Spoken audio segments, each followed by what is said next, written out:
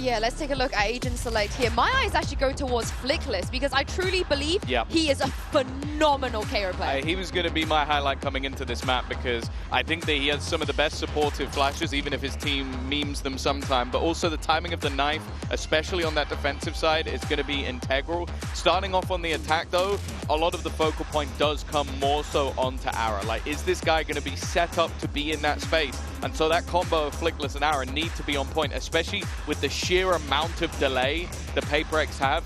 You need some of that utility removed. If you're hitting a site and it's all online, you're in trouble. Yeah, but I mean, if you're coming into a game and looking at Flickless and saying, well, his utility's got to be on point, that's a pretty safe bet. The guy was unbelievable. For me, at least, just at an eye test, I'm not using stats or anything, just watching the damn game. Flickless, I think, is the best utility in all of the MEA. Yeah, and more importantly, the age-old question, what's better, a dinosaur or a giant? Here's Uber and Wyatt to answer that. Sure, yeah, one of the more compelling questions. Keeps me up at night. They might have Giant in the name, but MEA's #2 seed are definitely the David in this David versus Goliath matchup. It's PRX. We know what we get from these guys, and what we get is up-tempo, fast-paced, audacious, in-your-face Valorant. I'm excited for this matchup stylistically. I think GX are coming into this tournament, for me, as maybe even the most interesting EMEA team, certainly as far as how they play like their defensive sides, you know, how they run so many aggro set strats, and against PaperX, who are probably the most unique team of all time in Valorant, I think this should make for a very interesting stylistic game. Going to be GX on the attack side to start us off, and already Ara's gotten himself pretty deep up mid. Something ready for it, turns to flash, and now for contact is just too good! What an opener! Talk about wind taken out of the sails for GX. Spike dropped in mid, and Cloud and Westside trembling hands to pick up the pieces. Yeah, something pretty much just continuing the reign of terror that he has been on throughout Stage 2 until now, and one of the absolute peaks of his career at the moment. Forsaken caught getting a tad bit too adventurous, perhaps, in mid. So the tiniest of openings for GX, the PaperX are ready to just float onto them and get an ace. Little ace. Little ace for the boy. Jump, bounce, just like Bambi. Something. Well, look at what he came for. Pistol round ace for something. And PRX start out with a very nice little burst of confidence. And this is why PRX can get away with such ridiculous stuff, Wyatt. They have this individual talent. I feel like it's rarely seen at this level. Absolutely not. It's just across the entire team. They're all capable of this, but genuinely though, yeah, Something's form at the moment has just been utterly outrageous, even for his standards. Feels like he's hitting a real career high at the perfect time right now heading into Champions. That 1v2 clutch with the off on bind against Sheila Gaming had my jaw on the floor. The guy is ridiculous. Oh. And he gets away with 1 HP under a lot of pressure there with the Judge. That 0 point connects onto a couple players, so a good paranoia is sent in. Device so weak on account of Aura. Still having to fight for a spot. Patman having trouble digging him out of Switcher. Yeah, that was some pretty solid util actually from GX to get back in there with the 0 point into the paranoia. Couple kills. They're going to get the spike down. A low HP for Westside. He has picked up that stinger. Definitely needs to play close range. Wants to play a flash even, but pretty isolated there, Flickless, without an opportunity to actually get involved. And now that slow orb will make it difficult for him to work his way back out. Defuse here for PRX, and important weapons will be maintained. We're going to have a switch up of our diffuser here briefly as Jing gets off, something gets on, working towards a very early dimensional drift for the Yoru. Just going one orb away. Nice that something goes down to 1 HP, but then gets a heal with Jing, so he can just go run it Flickless with a Judge. Go for part 2. GX fans hoping that first round ace, and what we've witnessed so far, not an omen of the next 11 rounds to come for PaperX. This is such a challenge for GX. I mean, they're off the back right now of the biggest win of the career in these players' history. Genuinely beating Sen in that first round. I'm so impressed by the level of play they were at. PaperX, whole different beast though. But they have to fight PRX for this space, Wyatt. They've got great set plays, they're really well drilled. That's something that stands them in good stead to tip the scales in their favor. Device able to throw down a pretty deep shear wall in B main. And when you're not feeling that pressure, you can kind of just go for the the jump with it, throw it down deep, and then back away. PaperX are doubled up here on Cat, and something still with the judge. And while there was that sound bait coming through from Jing, he was just kind of tapping, trying to make a little bit of a distraction. Slow start here for GX. Now they've sort of decelerated through mid a little bit with an Owl drone, this time clearing market. They do not want to run into a judge in that corner or someone else. Patman with a shoulder pick. Ara sees an opportunity to come forward, but actually backs out of it. Devi knocks him down to 20 as well from Switch. That is a lot of damage exchanged. Grabino does have that full kit available at the moment, Paranoia, so the team can try to get into Tree, but I'm not even sure they're aware they're walled off until they're going to get much closer here. Wall about to break, though. 3 PaperX players expecting this to come through, though. They're going to fight out of this What smoke. a setup. PaperX, for God's sake. You know they're not going to sit here and let you pass them by. Paranoia thrown out. Jing's able to capitalize. Ara very low. Strong wind to blow him over, and Forsaken's got more than just hot air. Here's Grabino. Has to walk up onto the A site.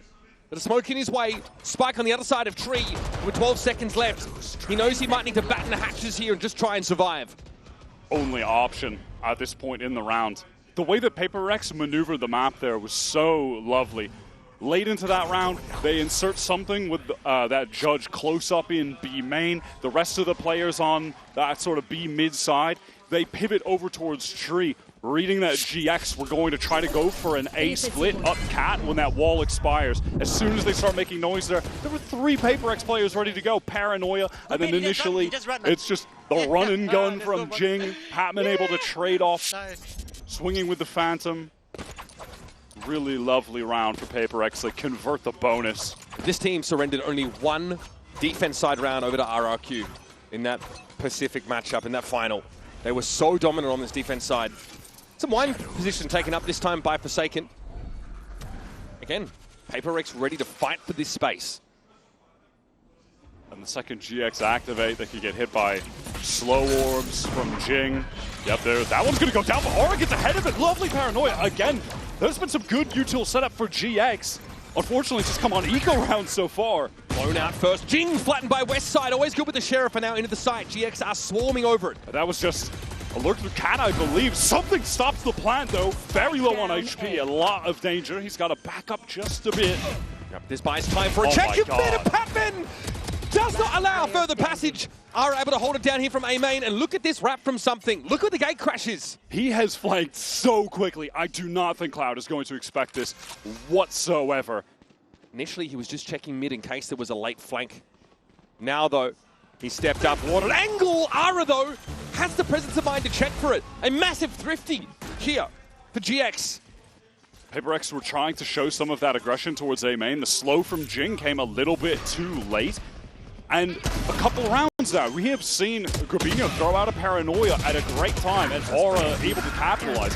It happened on just the round 2 eco, so they weren't able to convert. They didn't have the weapons. But here, Aura had a hero rifle, so he gets in. He gets that first. West side flanks through Cat, gets that pick. Super well done. Westside pretty terrifying with the Sheriff in hand. That was something showcased extensively against Sentinels. PaperX falter slightly here. Money such that, though, they can continue to make a buy. Because they can eventually stave off a mid where 4 players for GX have taken up shop. He's picked up the op. Oh my God, Westside. Those are the kind of shots he hits with some crazy consistency. Just the good crosshair placement, fast reaction shots. And he didn't have to be firing against Sentinels. The rest of his team were doing so well, but now it's a great opportunity to step up and show that individual skill. Shorty here for Ara. Inside the smoke, and it does its job. Forsaken is dealt with now quickly, trying to double back around to the site. Digging out that last defender. Devi in the corner. Only going to be able to find his one. Patman kept off the fight with that smoke towards defender spawn. And now that remaining PRX duo, they're just forced to save.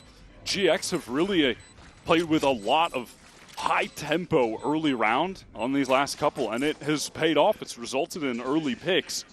Something going for that aggro play in B main, immediately dealt with. And then the exec onto the site really accelerated. Aura beats the timing into the smoke. The Devi is just left on site alone, overwhelmed.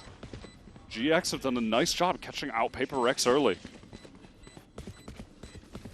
Just well set up. I think Grabino was a player we Definitely want to highlight here early. 4 assists to his name. Paranoia setups, though, have been excellent. So now PRX got to be a bit more respectful off the rip here. That was a early presence by Forsaken over towards Catwalk that was punished. There was some spam through. And then a push off of that B side. Look, I mean, something barely even got around the corner before being hit by that. Aura beats timing for Forsaken into the smoke. I like that from him. It's a calculated risk. Pays off. There are similarities between how these two teams played the defense side. I think GX almost see a reflection of themselves in some of these info pushes and this proactivity from PRX. So PaperX investing into this round a fair bit around the 2 guns that were saved. Of course, if they lose, they'll have that 3-round max out loss bonus. But something picks up the Judge on account of having that dimensional drift. And they have the Hunter's Fury to combo with it. So that could be very potent if used at the right time. Getting Hunter's Fury's tags, but then also in the chaos, popping out with a Judge on someone. PRX insisting on some mid-control with a smoke at tiles that just gets walked up through by GX. They've been able to drift over towards that catwalk position, but now 2 players taken up in tree. I'd see Forsaken play back towards the site a little bit more, but once more, we're going to see PRX fight if there is a push off catwalk. Refresh that one way at A main. Forsaken trying to apply some main presence, hoping to funnel elsewhere. But GX are unperturbed so far.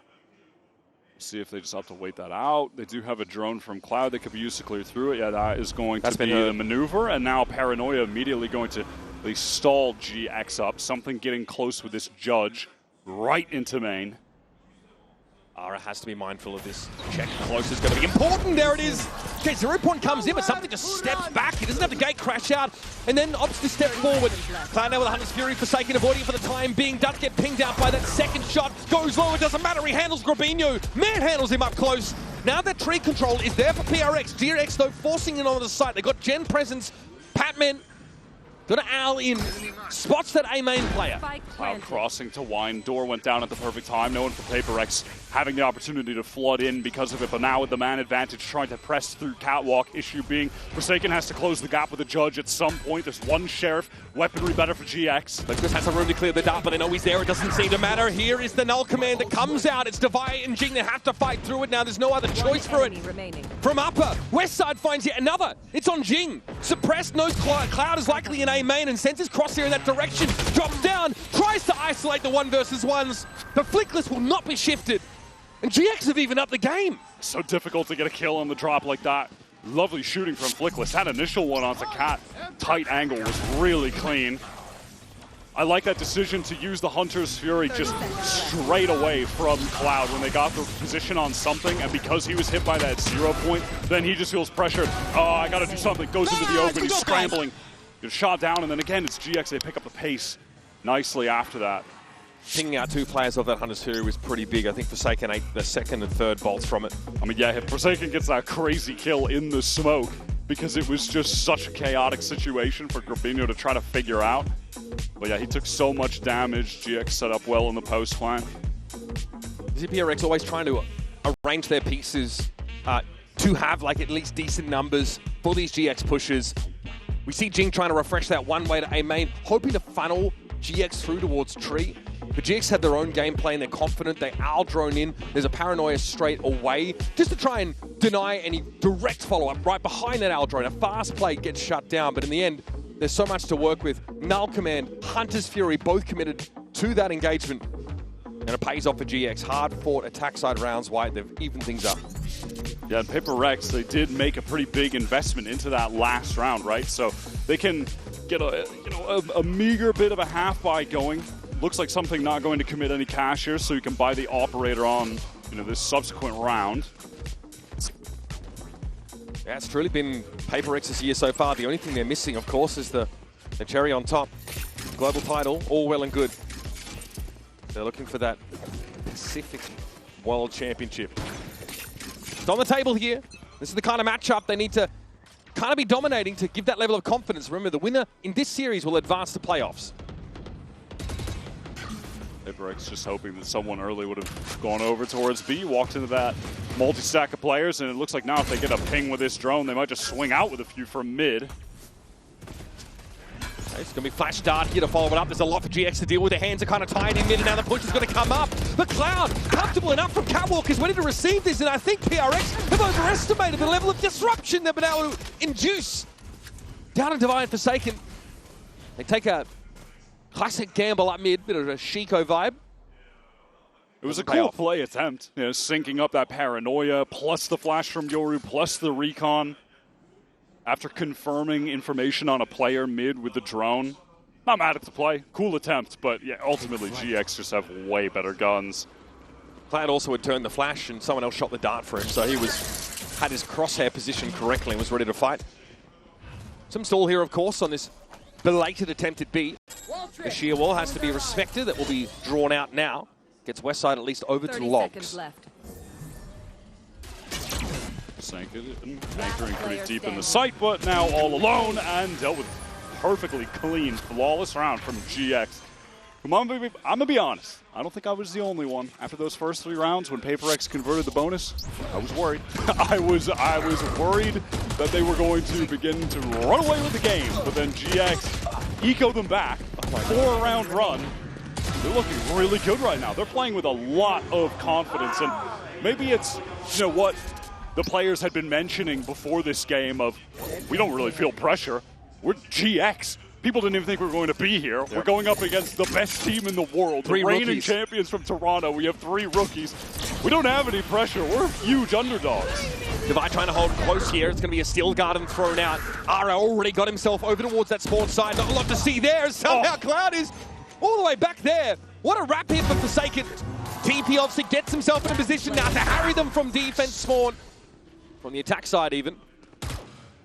And so Grabinho never really got to set foot on this B site at all. What a crazy counterplay from Forsaken to just disrupt the plans of GX entirely.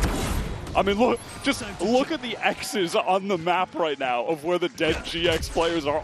It's like in the spawn of the defenders damn near. It's like we used to see Jing do on Icebox. Same idea, right? That TP into spawn. Smoke assisted though on Icebox, in fairness. This guy just rips it. Love that from Forsaken.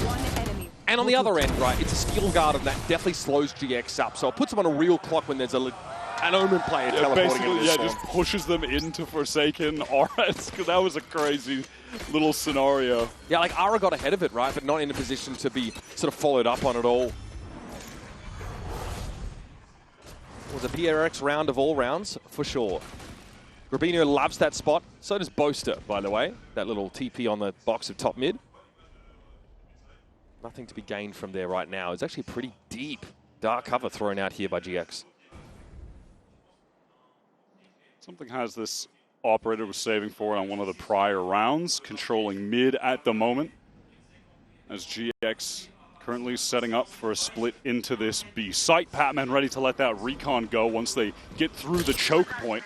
So they can try to spam some of these players down from back site through Boathouse. Oh, that is dirty. Ara is so close.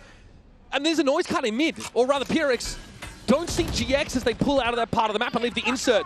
Something's back in the game and Ara might have something to say about it, but the slow orb meant there's no direct follow-up on that res attempt. It's Cloud falling. Divine getting control from stairs here. Caught inside the fragment and Gravino's got the follow-up now. Patman has to fight for himself inside Boathouse. Chucked down, still gets the kill. And now Dimensional Drift is going to get something into the site, but he's holding nothing but an operator. Jing can also work out from spawn as well. There's Westside. Damn, he's been good today. Very sharp, and Jing should wait a moment. He's got something with him now. Seen this guy retake 1v2 with an op. He's got Jing to help him this time. Flickless watching Speedway, though. Jing's going to have to be quick with this adjustment, and he is. So much so he doesn't take any damage. Westside now under pressure, shot through the wall, and something alights with the shorty. Hard fought round for PRX, but they'll take it. Beautiful attempt from Westside. Just feels at the very end he needs to adjust the positioning, and it's something right on top of him with that shorty. Fast for the trade. This was an insane little shot from Aura to open the roundup. Look at that from Something's point of view. The second he checks that left side, Aura is right out there. Sick two-piece there from Westside. For me, it's Jing being able to get that correction of aim onto the plant spot. And having the res available in mid, just bring it right back to the 5-on-5. Yeah, it kind of negates all of Ara's patience, just staying as that insert in mid. Super important round to use it. And that was onto something who then has the dimensional drift to follow up into the site. But that'll condition PRX now. That deep smoke into mid could imply an insert being left behind by GX for later in the round. West side with that cam.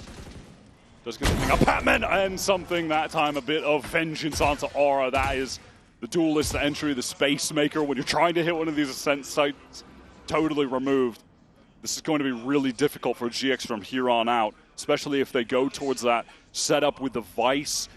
You're just going to get your team fully stalled out by the Thorns. If you go into the Sage, one slow orb, no one can get past it, you're all just trapped. Maybe Grabinho can try to go for some kind of crazy TP, but outside of that, not a lot of options. There's a sheer wall inside tree. Something can play off that after trying to take a pick. And that did turn off the Vice util for but a moment, but no one is able to, it's not really a play to be made off of it, unfortunately. Down mid, look at this double face that's been set up randomly by PX. They've just assembled this in response. That deep smoke's there again, and all Cloud spammed out just as the smoke bloomed. Flickless fortunate to get across. He can play off his player in B main, but it's a Sage wall there to play with. There are rotates being drawn for PRX, aside from the fact that Jing is just entrenched here in the corner. No! What a Behind transfer. the wall! That is disgusting. And again, Jing with the crucial frags. Knock the wheels off the GX bus. GX had a really cool game plan there, honestly. Grabinho was working through A main. He found a pick. If you looked at the top of the minimap, everyone from PaperX, after he got that kill, were being dragged towards A. It was just Jing who was fully committed to that site. 30 seconds. If he even goes 1-for-1, Grabinho's teleporting back. Obviously, still a horrific position for GX, but I think they had a cool game plan that is just ultimately unraveled because Jing puts together a really sick multi-kill. Remember that solo hold for Jing with the wall sets up the double face in mid for that spam kill. So sick. Wow, Paranoia straight away catches everyone. Slow orb as well. Oh my god, around. this is miserable. Doesn't know where to be. Here come the shock darts. This could be painful. Patman's got another one where that came from. Grabinho would love to get up on the corner, but Jing has been felled. Everyone on GX aside from Westside just damaged up. Him now too from the spam. They are all so weak. Sold out. Double flash. But Paranoid to get them on the speedway here. Patman respects it though. Tries to fold away. Forsaken TP out in the open. Apparently Flickless punishes. What a His kill null from command. Flickless. This is dangerous here. That util turned off. Patman has to fight out the old-fashioned way, and that is beautifully done, but Westside will be waiting. Look how low he and Flickless are. By no means a sure thing for GX. And it's up to Divider. Dig them out. Flickless low drifts across the side. Westside will be set up on the speedway. Drop down onto the side and wins it out. 12-8 for Westside. Oh my god, man. He is on one right now. The crosshair placement is just excellent in these fights, and he is so quick with the reactions. By the way, though, beautiful kill from Flickless. That one right there onto Forsaken. The highest impact kill in the round at that point opens up the site.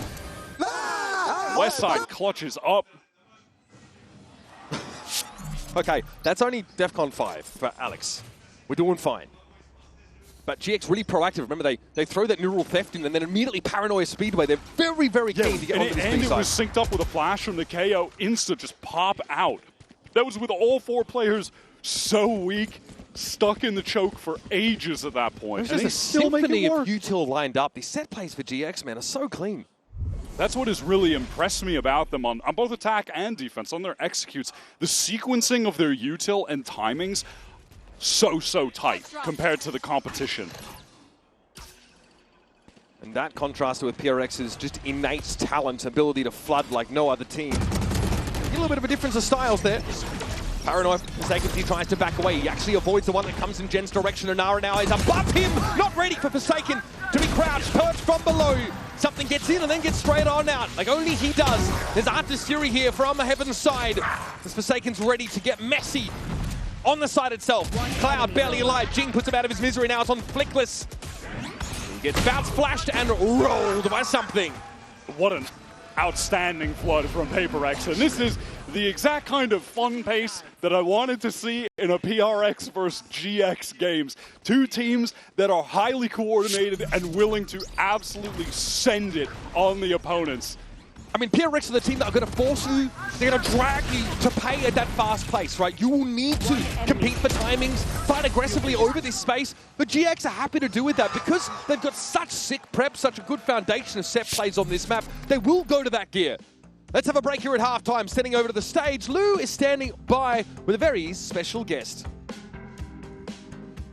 Et pour un jour de semaine, on est ravis de voir pas mal de fans de GIANTX ici à nos côtés. It's a pleasure to welcome Elise with me, who's a GX fan here. Welcome, first of all. And the first question I wanted to ask you is, you're rocking, that T-shirt and the jersey. How does it feel, to have GX fans here in Paris, despite the French and Spanish rivalry? It's so cool to see everyone here rooting for GX, and I think you are too, right? I'm an EMEA girly, but never biased, guys, never biased, of course. Donc, première question, qu'est-ce que ça fait finalement d'avoir des fans français ici, malgré la rivalité Espagne-France? Eh ben, c'est trop cool. On a évidemment l'ambiance ici et on a peut-être une hausse qui est un petit peu biaisée pour l'EMEA, mais jamais trop. And second question, we know that the season has been hard for GX.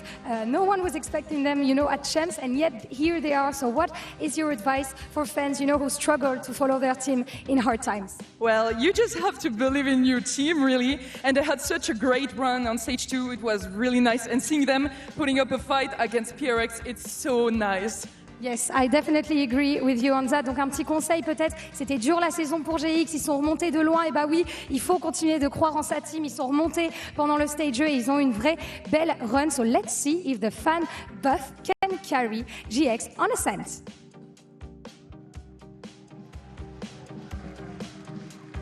And honestly, I think there are more and more GX fans being made by the moment. They've been looking very, very good, standing up against the most terrifying team in the world. And this guy is a big part of that. I suspect something here. The highlight for your Coinbase Econ report at 63.5. Just pure audacity. I think he's 7-0 at the start of the game. He does slow down. He goes, 14-7 after that fact, but obviously always in the engine room for PRX. And keeping that rating high while purchasing 3 ops as well. That's, I think, kind of the standout part for me. Was getting a lot of value with those late. Some of the shotguns, too, had some great dimensional drifts. But, yeah, something right now looking like the best player for Paper X up until this point versus Westside for GX, whose aim right now is also just unreal. It's crazy. We saw GX on the attack side, but in these post plants, Westside is anchoring like he's a defender, looking pretty ridiculous. I also think the setup, Grabinho and Flickless with some mad util. Really, really well set up. I think Insu wanted to highlight that as well about Flickless. I think we're seeing that. He's sitting on 11 assists here. Yeah, and speaking of, it looks like GX maybe wanting to go for a fast play down mid early with some of these flashes. Perhaps synced up or just a deep flash. No, it's just going to be a straight up contact down. They've got some sheriffs on catwalk. That good long range. Matter of fact, they have 4 sheriffs just across the board. There's a lot of classics and at least some armor. So I think PRX have sniffed this out. I think they realize something is afoot behind them.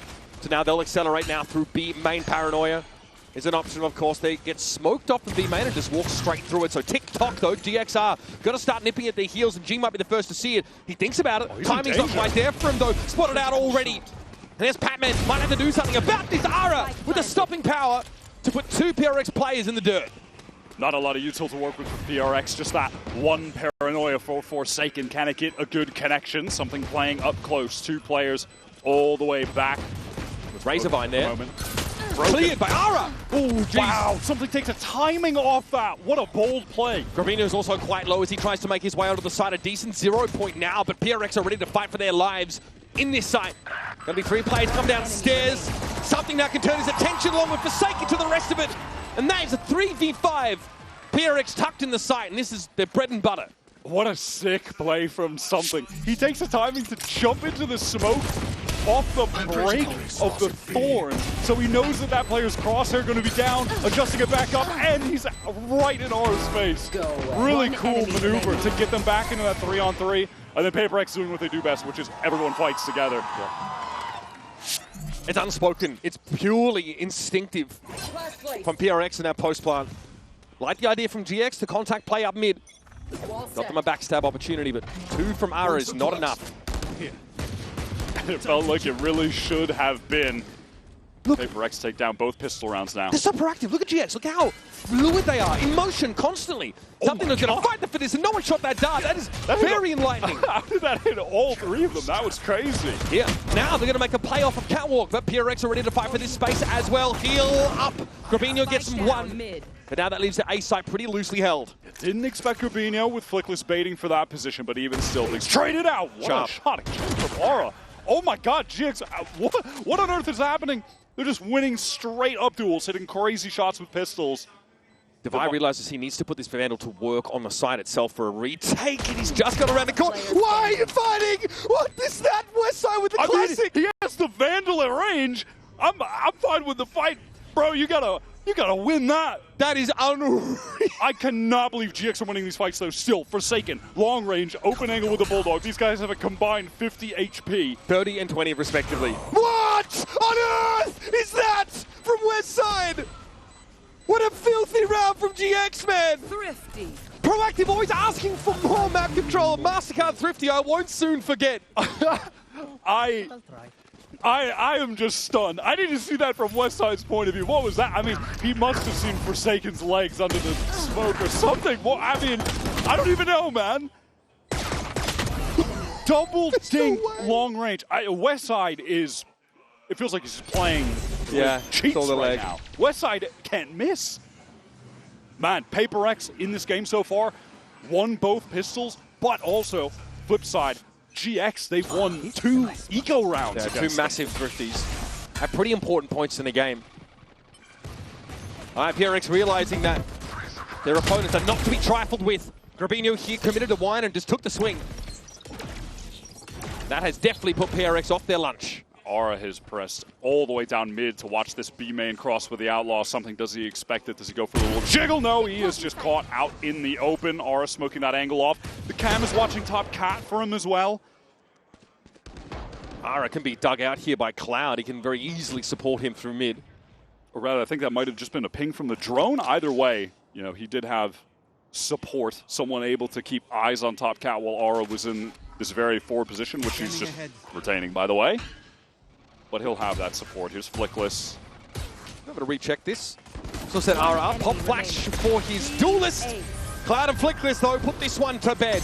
And the 2 major things that Paper X are going to have to overcome to win this out on attack, I feel, when you're playing against GX on defense, is their willingness to aggress, throw set plays at you.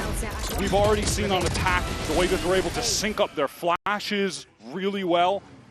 Paper X will have to contend with that, and they'll have to contend with Aura always going for the scoped weapons, being very proficient with them, and then if you're trying to avoid those, you're going into Westside Sight, who is just not an actual Cypher one-trick, but plays Cypher as much as he possibly can because he's so good on the agent, so strong at anchoring. That is going to be the test for Paper X. Already audacious early posturing from Aura up mid. Wanting to claim this space, and no one from PRX looking to challenge top mid themselves. They play to the externalities of the map. Westside has pushed up quite far into B main, can just play this angle, try to get a headshot tap, run away back to that Cypher setup. If they chase, it's really close for him. Take some damage, definitely needs to be on the run. Do Paper X try to accelerate to actually catch him going to backside? There are trips close on this choke. One of them just procced by that clone, destroyed by a shock afterwards. Raging. I want to bring Westside down eventually. I think he was concerned about a push up into his other tripwire. Couldn't play off it. Something gets backside very quick off that teleport. And now GX having to play a 4-on-5 retake. Make that 3-on-4. Spike planted. Aura turns up with the operator. It's more than Forsaken can handle. Paper X had to buy very late coming through B main. I think he'll potentially be this critical factor if GX do go for the retake. It's being smoked for. GX trying to cover that at least. Now making their way towards Switch. It's actually something back in the side, got picked off. What a flash! What a setup for Flickless. And Ara's got himself a rifle to work with now. Patman about to be swarmed. Finds the first. That was the Blade Storm now down for Ara. Divide to the rescue off a good timing out of B main. Gets the Speedway. Flickless now has to dance. Dodge. Duck, dip, and dive. He's gotten it to half. Divide over the top, though, is able to put him out of the game. But man, that was as close as it gets. There have been no clean hits from PRX here. GX fighting tooth and nail. Grabinho had gotten it to half for Flickless as well there. Jing again over the top. He's done that on the pistol round. This time catches out that very low HP West side, trying to retreat back. Sight. Good attempt, and I like as well that once GX get a couple kills here, they realize, okay, one of these guys is going to be late B main. We just have to get to the site ASAP. Go forward. But then Patman just run out of time. Yeah, Patman does a good job there, but Divide closes things out. Pretty sick round. Still a buy for GX though. These have been very, very costly. Attack side wins for PRX. Costly as they've been though. It's a 2-round lead that's secured themselves after a very weird start to this half. The cash for both teams looking pretty dismal after this buy, by the way. This is a very important round in that regard. Paranoia here from Grabinho in response. Saw one come from PRX. Hunter's Fury now active, and Flickless tries to step out, take the fight on his own. Grabinho will be called on as well. Ara on top of the wall. Made use of Jing's architecture to his favor. Down to 2 PRX. Need this spike recovered, but Ara's not going to leave that area for free. Both GX players on the way. No way, Aris is looking over top. Is that it? Yeah, he's got the angle. Patman goes down. It's all on Devi in the clutch. He wanted that last round, but this one, surely not, right? Too many GX players alive. And look at them starting to encroach now, especially behind this Al drone. Ara knows he can probably play off that. Arc Rose for Devi doesn't get him enough equity in the 1 versus 3. And step by step, GX are staying alongside PRX in this race. Ara getting some very, very high impact moments in this second half. Nice. He has been on point. Rookie debut at a global event. Kill leader in EMEA Stage 2 for a reason. Up to 16, now tied with something at the top of the board. And as I mentioned, that round economy was tragic for both teams, of the utmost importance that either of them had taken on. Now GX have a real opportunity to tie up this game at 9. They just have to handle a Paper Rex Eco, couple Sheriffs, something. Divide with the 2 of them. Trying to imply a pocket for themselves for that smoke forward in B main by the attackers. 0 Point only spots out the Sage here. Something going to keep control of B main. Being happy to make noise as he runs away from B main.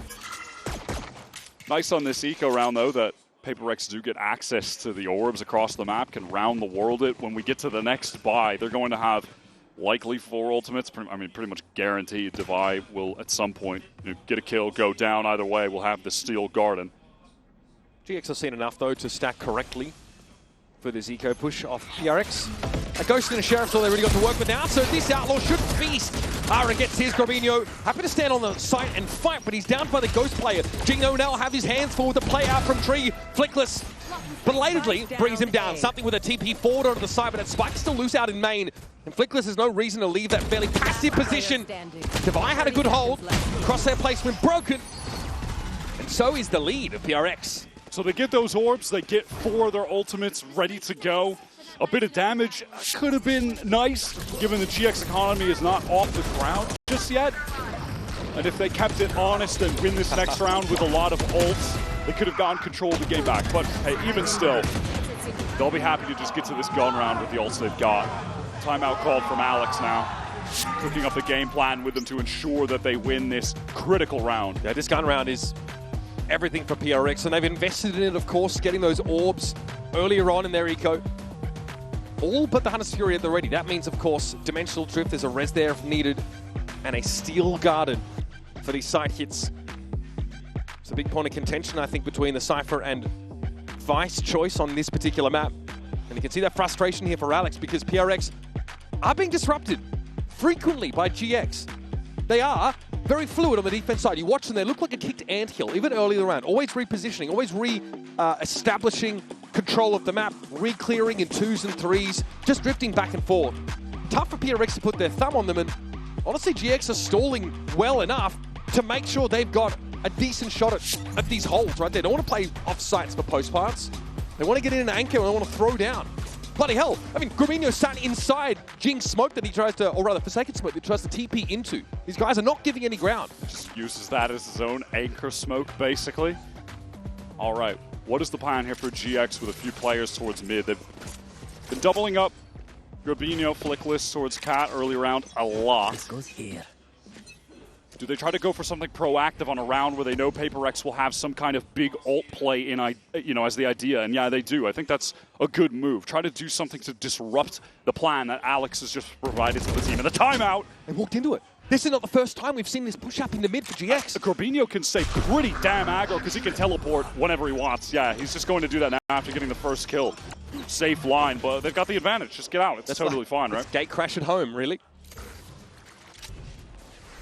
Smoke off so the res can come through onto something. That's one ultimate expended for PaperX. Very important one, obviously. So, though it always feels bad that your opening kill amounts to effectively nothing, hey, you got a crucial ult out of PaperX, so... But that's your early mid-control smoke burn. Who's next? By Forsaken.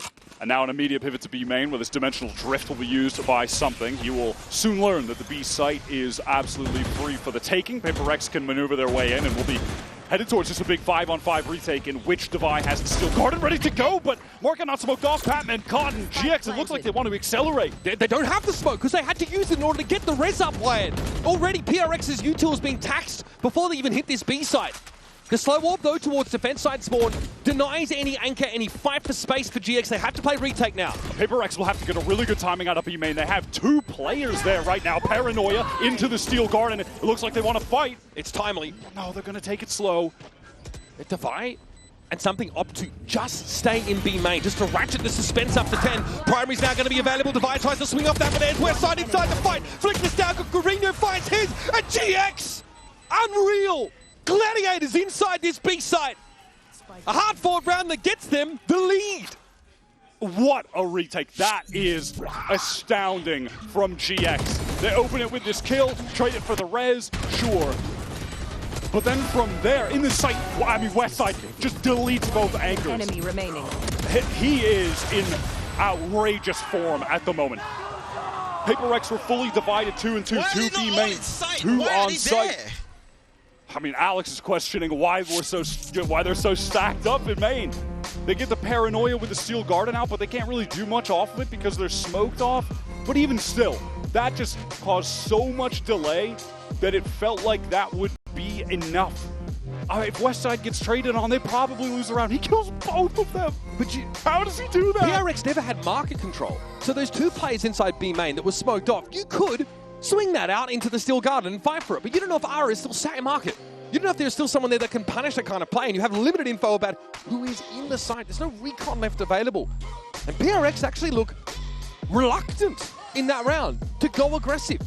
They do, in fairness, identify the risks of pushing a smoke when you don't have the info on the other side, but they have to spend this random smoke from Forsaken early in the round to get something back in the game, and they don't have it available to cover the B side adequately when they hit it. And normally that's fine, because they got a dimensional drift that gets them in there and gets them the info. But no one shuts the door. They have one smoke, I think, towards defense spawn, and they've got to go. They've got to take that risk. And GX really played to their out, which was, just fighting earlier, trying to apply pressure earlier, getting that kill when they were crossing. Because if they do go into a situation where it's just a straight-up 5-on-5 retake, and they have to contend with the ults, they're in a terrible position, right? That's going to be really challenging. Ara there, just making sure his connections are all good. Best of our understanding, it was... Certainly seemed all good. Yeah, no, given he's 20 and 12 on one. I mean, he had some impressive maps against Sentinels. That last Haven map, he was the top performer there. But this is a totally different level right now.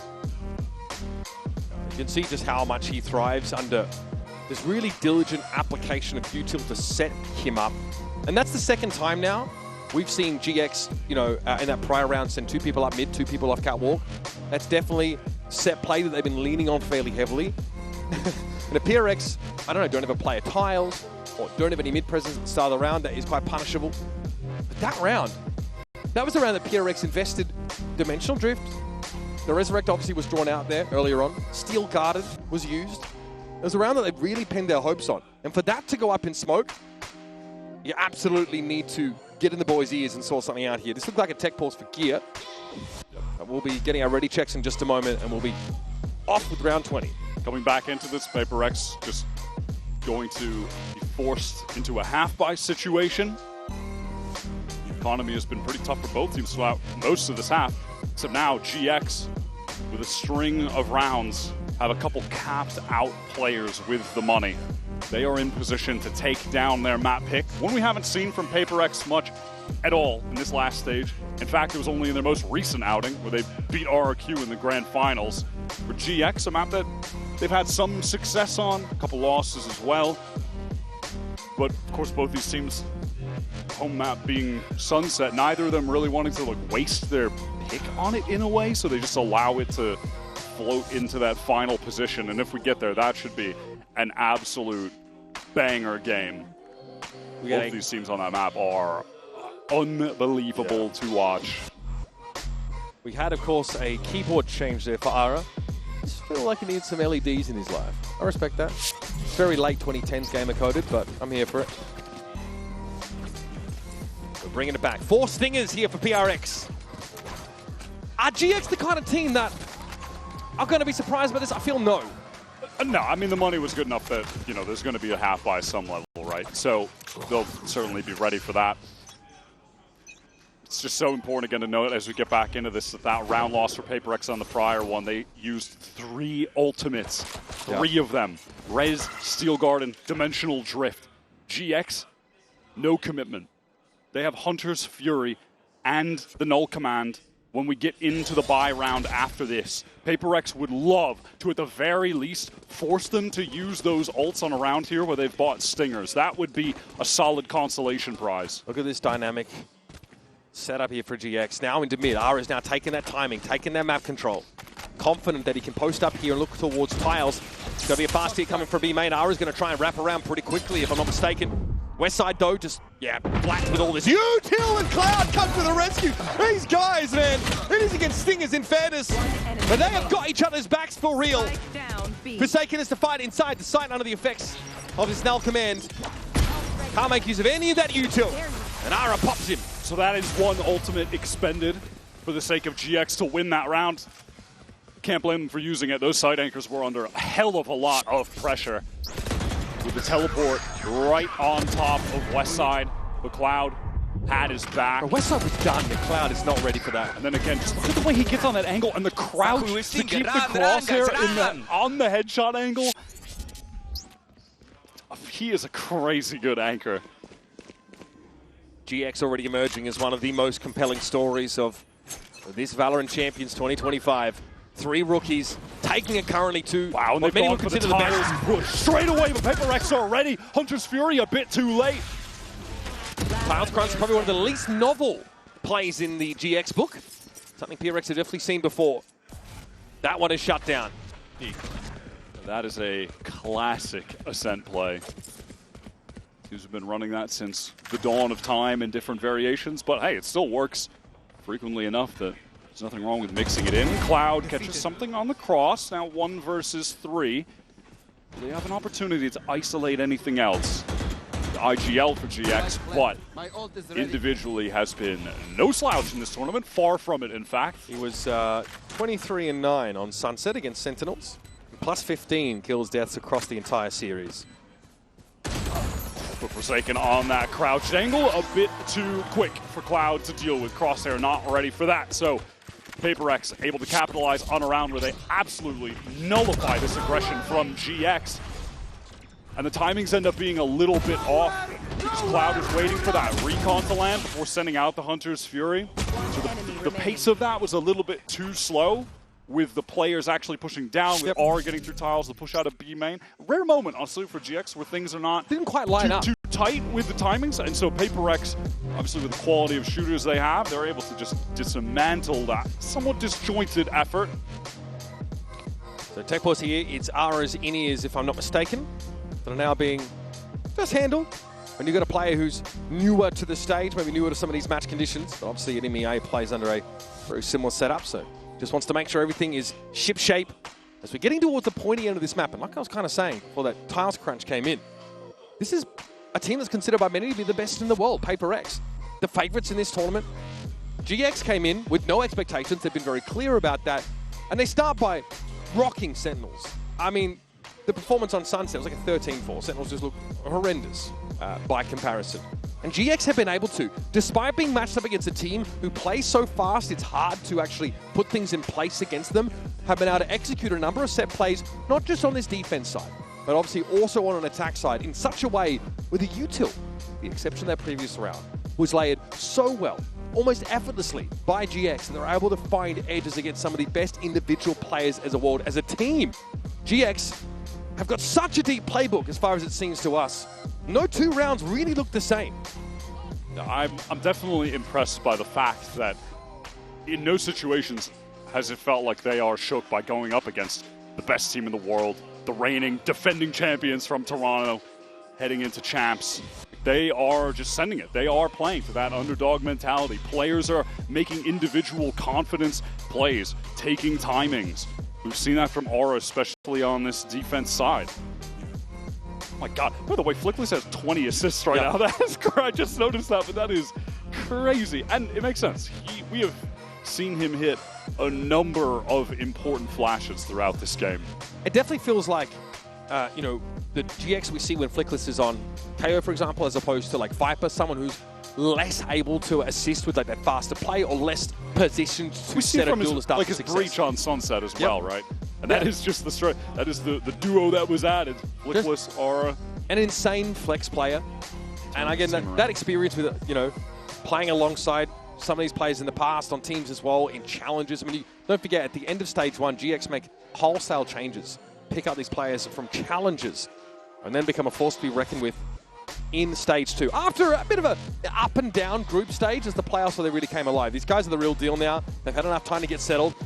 And in a blink of an eye, they've gone from playing their stage 2 into going up against the reigning champions from Toronto and giving them a heck of a go.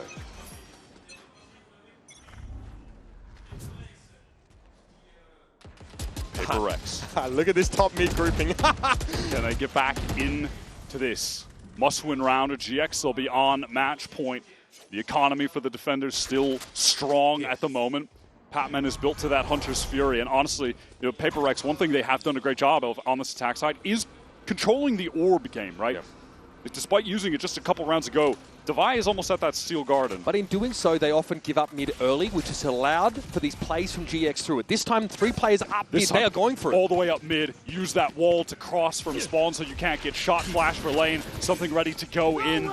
Cloud and Westside fully anchored for this now, though they are tucked inside Boathouse. Cypher U2 coming up, and Patman's trying to clear them out. The perfect opener, but Cloud is ready on the swing. 2, and there's more coming. He might just be ready. What a flash from Flickless again! The setup is too good. Ara gets involved. Cloud's able to hold his own. And PRX are down to just Patman, who was supposed to be the one that opened the way up. Let them move in behind this Hunter's Fury. Now he's got to do it himself. This could be the map. 30 seconds left. Aura on the angle, ready to go. The double swing out. I mean, GX, they come into this playing the oldest comp in the book for Ascent, the classic. And you don't really see it too much anymore. And I think it's valid if you have questions about, man, they're still running this. But then you watch them play it, and look at the timing on this. The flash over the top with the double bounce, Recon comes out. It is just perfect from them. I mean, they are maximizing the tools that this comp has. So impressive. Flickless adds another 2 assists off a devastating flash. Or up to 24 now. 1 round away from taking map 1 against Paper Rex. Ara is basically walking on palm fronds this game. That is how well he is being set up for success. Retrieving flash. All right, just straight up B hit off the Steel Guard, and the Devi's been able to get quite quickly. Westside relegated to just that. Sheriff, as Paper Rex are on the entry. Cage about to drop. Can he get the skill on the Forsaken? No. Sheriff not strong enough. Seen him find those. We need to see Classic W Gaming from PRX now. They have that massive advantage weapons-wise. They're able to leverage it to get this B-side control, but eventually GX can reach for those primaries once more. Sage Wall, there's got a gap in it, so Flickless has to show himself briefly with that little gap. Something working those angles pretty effortlessly, and there's a slow warp that will waylay Flickless further. Robinho working through B main. We'll discover that there are no Paper X players there this time, everyone on site. No reason for GX to not go for this. Only 1 round left, and they have a ton of money, but it's something who's ready to clean things up. Okay, don't know who wins that one. Flickless at 10. And we know just how solid things have been for GX. They've got decent money here. And now to get 2 guns out of the hands of PRX. As Pacific's #1 seed stays alive in map 1. Just keeping it simple, straight up Big B, execute with the Steel Garden. You know that GX have been anchoring this site hard. Westside is always playing there. You know you're at least going to catch him right. So they get in, able to draw out those cages, they wait things out. The Forsaken swings through. He's only got the Sheriff Westside. He can't win that. Dubai had to pop his ult really hastily because that 0 point was about to turn his abilities off. But they had to go there. So round 24 comes up. GX still with a map win at their fingertips.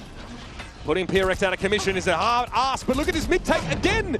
PRX play more towards an A side of the map. They don't get involved here, and they don't see Ara coming. It is the last round of this game, potentially, and GX play with no fear at all. Unreal stuff from GX. They pick a set, and they have got to look for every single round. It's like Paris Fashion Week out there. Always something a little different. Taking that mid-control on the defense side. PRX not ready for this style of play. Not familiar with their game. What an opener for GX here. An upset map win to make the series that much more interesting. Ara with 26 kills, topping the board, 5 first bloods. He was lethal on defense. All right, up next, we're going to hear from Yintu and the analyst desk to break down map 1 with a very, very pleased, I'm sure, Mitch Man. Nice cyber! No, but hey, if you chase the ace, you won't get it. You have to let it come to you. Yeah. Okay, what do you choose? Win or ace? Win and ace, that's what I choose, brother. 2 minutes later.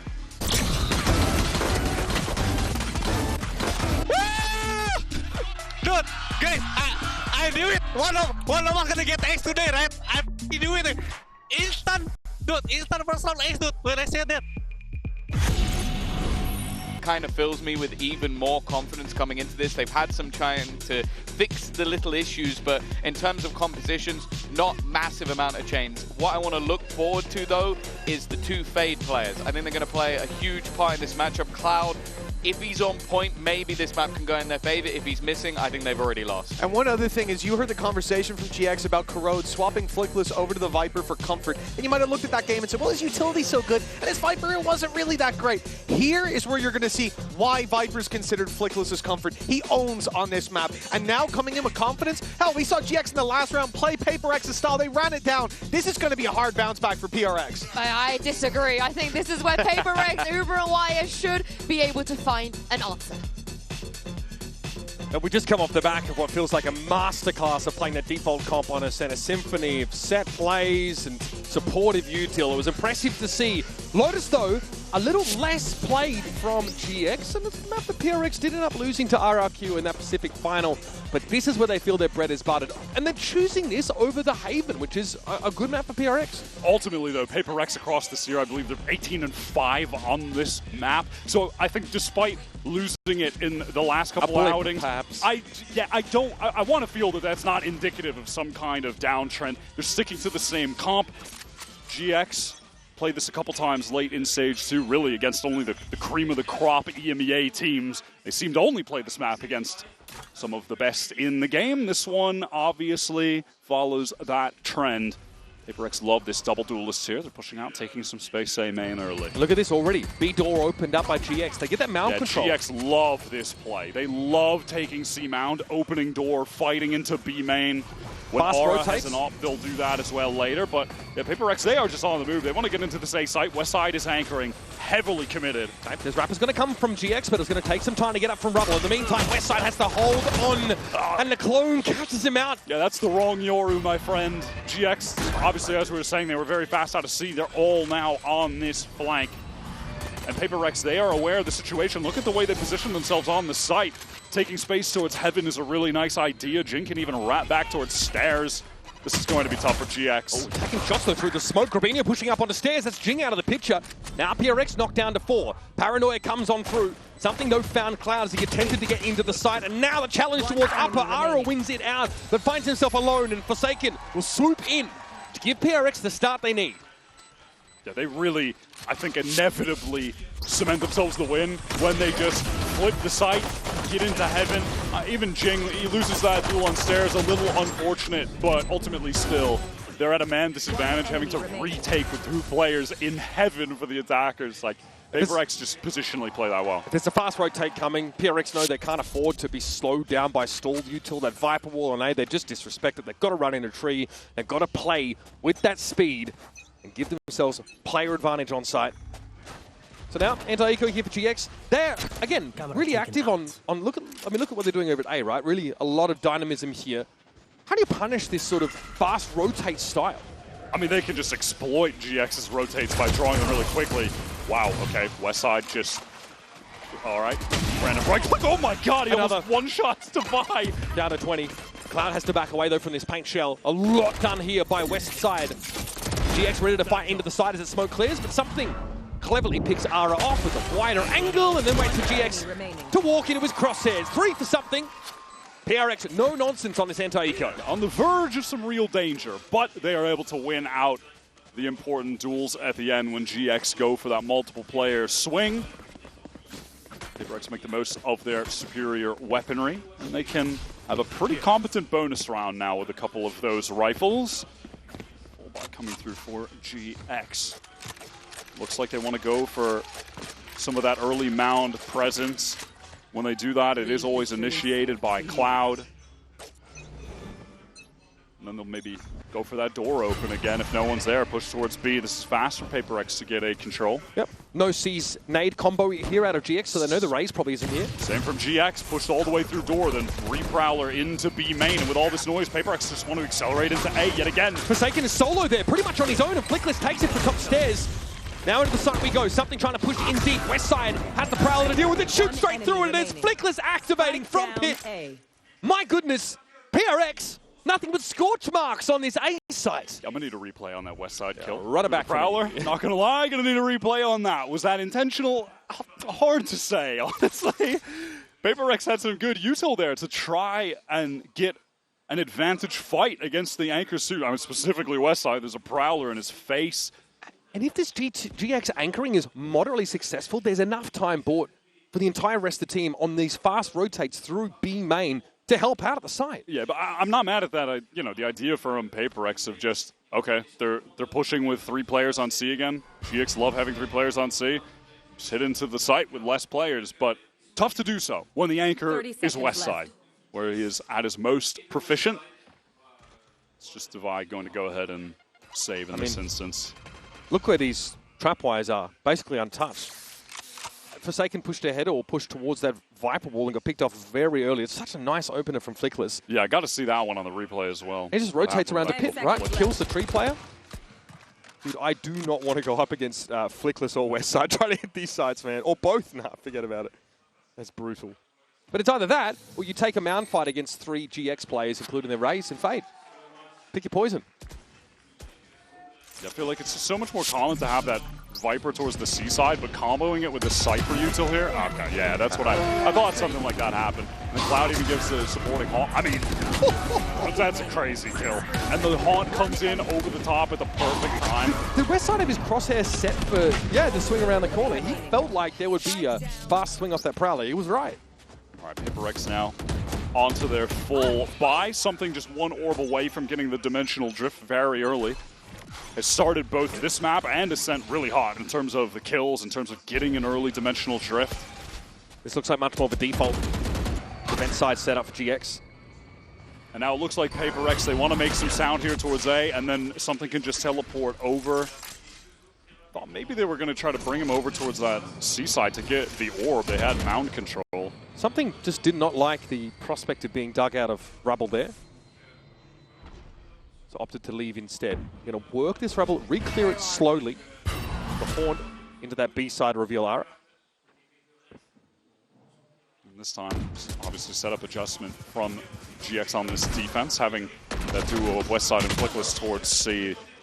The other trio, emphasis on A. Aura in a fairly committed position. Grabinho trying his best to support, trying his best to draw attention, and he does. So 1 for 1, but a fast trade from Divide. Ara getting his is big. He took a lot of damage just crossing to that position, but blink and you'll miss it, folks. GX get hammered. They're over towards that baby door direction. Divide with 3 already.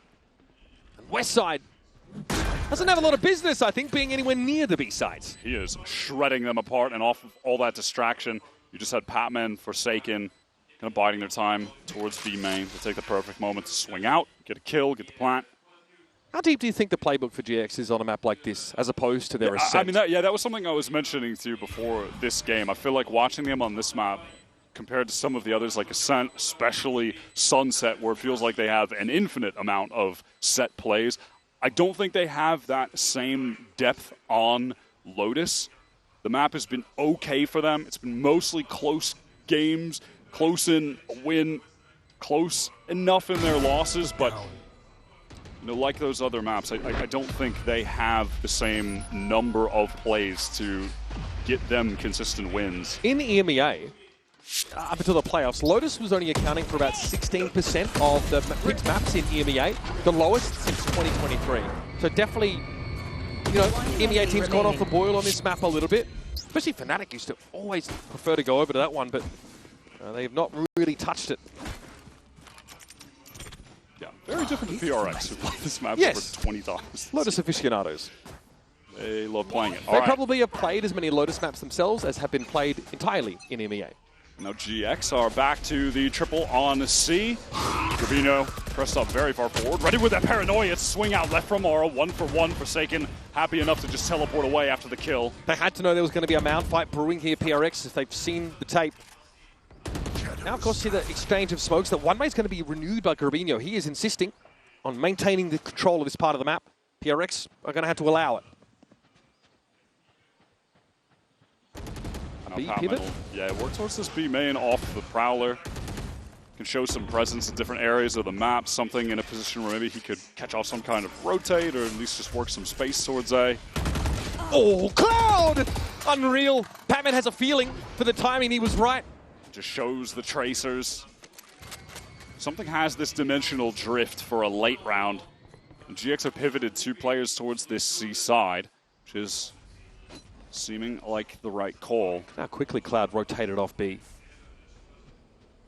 We need to be here now for this anchoring attempt. Gravino does not have a paranoia to work with, and this is a dimensional drift that will allow something to pave the way. Cloud a little bit low after that exchange with Patman earlier. That was a clone scene. Here come PRX ready to throw down, get their hands dirty on the site, but the rotates are coming in. West side already going to set up here alongside Flickless in Waterfall, and something wasn't quite ready for it. Swings a little bit wider than he was ready to account for, and Divine now has to get it done. Finds Cloud, Steel Garden to give him the edge. Doggedly defending that spike location, and this will slow things up for the retake. Flickless and Westside hold an approximation of a crossfire for the time being. Once those weapons return, they'll be ready, and Flickless is there. PRX have to hand over the second round, as even the Steel Garden is not enough. Respect the usage, though, from Divine. Awkward little moment for something. All good. GX go 1-for-1 on the early C fight. They're kind of standard. This was a pivotal moment in the round, obviously. Like, it's just some random spam from Patman onto a commonly held angle, but then the tracers are spotted. I mean, they started shooting at the same time. Cloud is less so responding to the tracers and just thinking of the same timing as Divine. Very, very solid. West side up to 5-2. Anchoring prowess on A on full display already. Will be populating the C side, and we might see a rubble fight instead from GX now with their raise and fade over here. There's the haunt. Teleport across from Forsaken to play towards that door. GX pivoting the setup, just kind of bouncing, ping-ponging West side back and forth from that A site to the C site to keep PaperX guessing, who are fully invested into this round. Would love to get that showstopper access for Jing. Finally with the AWP, but what a tap. That's mental. Yeah, there's that individual prowess from something on display. Can now get a weapon upgrade for himself, going to Baby Door. We'll have some backup that might pivot towards a B hit from that. Flickless is going to be the one that has to stand tall in the face of this level of pressure. Steps up, knows it's coming, going to try and take matters into his own hands, but something still has the Guardian and still tears his head off. Three with the Guardian. Bro, it refuses to be stopped. They're not even going to the B site. PaperX are just on their way over to A. All right, little bit of a TDM round there, felt like. What was that first shot, though? Stunner from back rubble. Oh my wow. goodness. I mean, the jiggle to bait the shot, then swings a bit wider, instant tap. Yeah, he's still a little different. Holy shit. Is right. What a hit. 4-2. Is the round score now for PRX. That time, yeah, no aggressive mound presence. PRX didn't actually see the raise, I think, off the rip, so weren't sure. But there was no explosive fight at rubble like we thought there might have been. And that was a super important round in terms of the economy. Both sides were quite low, but now PaperX with an opportunity to really stabilize if they get a clean anti-eco. But GX want to get in quick. West side 1 for 1. It was back sight, but under this the time, pressure of the Prowler, yeah, he doesn't shoot through the Prowler and kill that's a Jing. wrap. That's a wrap. PRX go very aggressive. No, they have a chance here to really just stack up an important 5th round for themselves. Grabinho, but laterally going to take that door toggle. Ara joining him in mounds. There's an Arcros out there that does confirm the 2 players' presence. And they know full well that the Razor Vine is going to be in their way. Divide decides to step ahead of it though and get this one out of the way nice and quick. There's something where Patman would love to get another kill here to get close to their ultimates, and yeah, that will be the case. Obviously, GX for this buy round have the full arsenal. 5 ults ready to go. PaperX at the moment have just been having their, just instilling their will upon the map. They are taking space just everywhere, pretty much any time they want. Moderate amount of success for GX with the mound fights, but that is about it. Outside of that, yeah, they're getting away with everything. This is 3 rounds in a row they've got the race fade at A instead. So they're now leaving West Side solo on C as opposed to on A. Are we going to have a fast hit towards B here behind this showstopper? Certainly could be the case. Prowler going to go right through main. Showstopper in. Jing blinded up in a lot of trouble. Doesn't know what the hell is going on, but something able to catch out Flickless. Nightfall pretty important here. It's going to be a showstopper now coming from GXR. Needs to get back in, and it goes 1 for 1. Trade of razors. Beautifully done by Grabinho. Something out there on the site. Does get picked off. The Nightfall for Cloud helping to a great degree, and there was no plant, no full commitment for PRX. Now they're going to pivot off this side, but West Side is going to see it coming. Yeah, now they know that Patman is just that lone hanging player towards B, trying to cause some distraction with the Prowler. Forsaken out wide, wants to jump, try to bait out some kind of shot. Divide's got the op here. He can post. This is still dangerous. But do they expect Cloud tucked in the corner? No, they found him. Now there should be a swing here. Yep, Grabinho looking to try and take the fight from Baby Door, but Divide, quick peek and gets back to safety. Little did he know, Grabinho would be walking into a triple face. Grabinho did work himself into a good position there, to be fair, just couldn't connect the shot. Now it's all on West Side. Trying to make his way through heaven. Spike planted. Just drop himself down, take the fight for Forsaken the first to go. He has a feeling for Divide from that corner and chunks him down to 61. Unfortunately, just has no util to work with. Even a cage could be nice here, just to temporarily throw in front of tree. PRX is trying to make sure this doesn't get isolated off, and Devai is ready with the op. Nicely done. Devai opens things up. He gets Cloud out of that position behind the box near Baby Door. That's an important pick. I'll tell you, the attack off Sentinel, I think on Lotus in particular, is just so strong at the moment. Trades going through off that showstopper. PaperX is doing a great job slowing the game down there, pivoting away. Who gave you all Okay, that? Devai. Yeah, it's really feeling like PaperX are just a cut above on this map. They're so experienced on it. Lower in the pool for GX. It seems like they made the right decision in terms of the map pick ban from Alex here. And in GX's defense, a lot of these early rounds for PRX, they have not tried to apply full pressure to Rubble. Haven't tried to run out there since like the first couple rounds of the game. So as soon as West Side has actually been moved over to the C site, PRX have tried to work around a little bit more. Notice that there's actually not 3 players trying to take that space from them. Grabinho, I think on one occasion, tried to, keep that one-way going, stand his ground there. There was a bit more of an all-in engagement. But in general, PRX are able to hit slightly weaker held sites. And then that big hit on B behind the showstopper, behind the Nightfall. It was messy, and they were still able to extract themselves and pivot over to A. When GX have had a lot of success on this map, it has come from being able to consistently keep the op in Aura's hands and play around that as a way to just control part of the map. He really hasn't had a lot of chances with it, and when he did, he got deleted by something with the Guardian, with that sick one-tap, right? So, dude, even at that, such an important piece of the success that they have had here is just not a factor. It was so big against Sentinels, right? Once they started to, they lost 6 rounds, I think, at the start of Haven. Then they got Ara going, and then it was curtains. Prowler goes under the trip. It's a little bit higher up. That is awkward. Jing is caught, but yeah, he is dealt with. That's crazy. Yeah, easily handled that. It's time for Util, a big problem. Something willing to stand and fight. Remember, this is a GX Sheriff Eco round, and Flickless is commanding attention on the sites. Devi, very little to do here. Smoked off it entirely. Still has a spike to hand, at the very least can have a crack at this. The money's in a fine place for PRX to get a bit experimental. Maybe he can be rewarded with some patience here on this look towards C-Link. GX have recovered the guns. Flickless knows that he should not be giving anything to Devi. Wall is up so he can reposition towards sight. That is such a funny little adjustment that works out, just putting the trip higher than the Prowler, but it still catches a player on entry. That is really sick. Yeah, in theory, PRX have a ton to deal with that, right? They have the Prowler. Of course, they have the Yoru clone that can tease it out. Nicely done. I mean, Jing had nowhere to go, and he needed to get into Baby Door with that judge. The perfect way to shut him down. So it's been Devi and something, though, really have put out strong performances, and both of them have made use of the op at times, or the Guardian, and made it look like an op.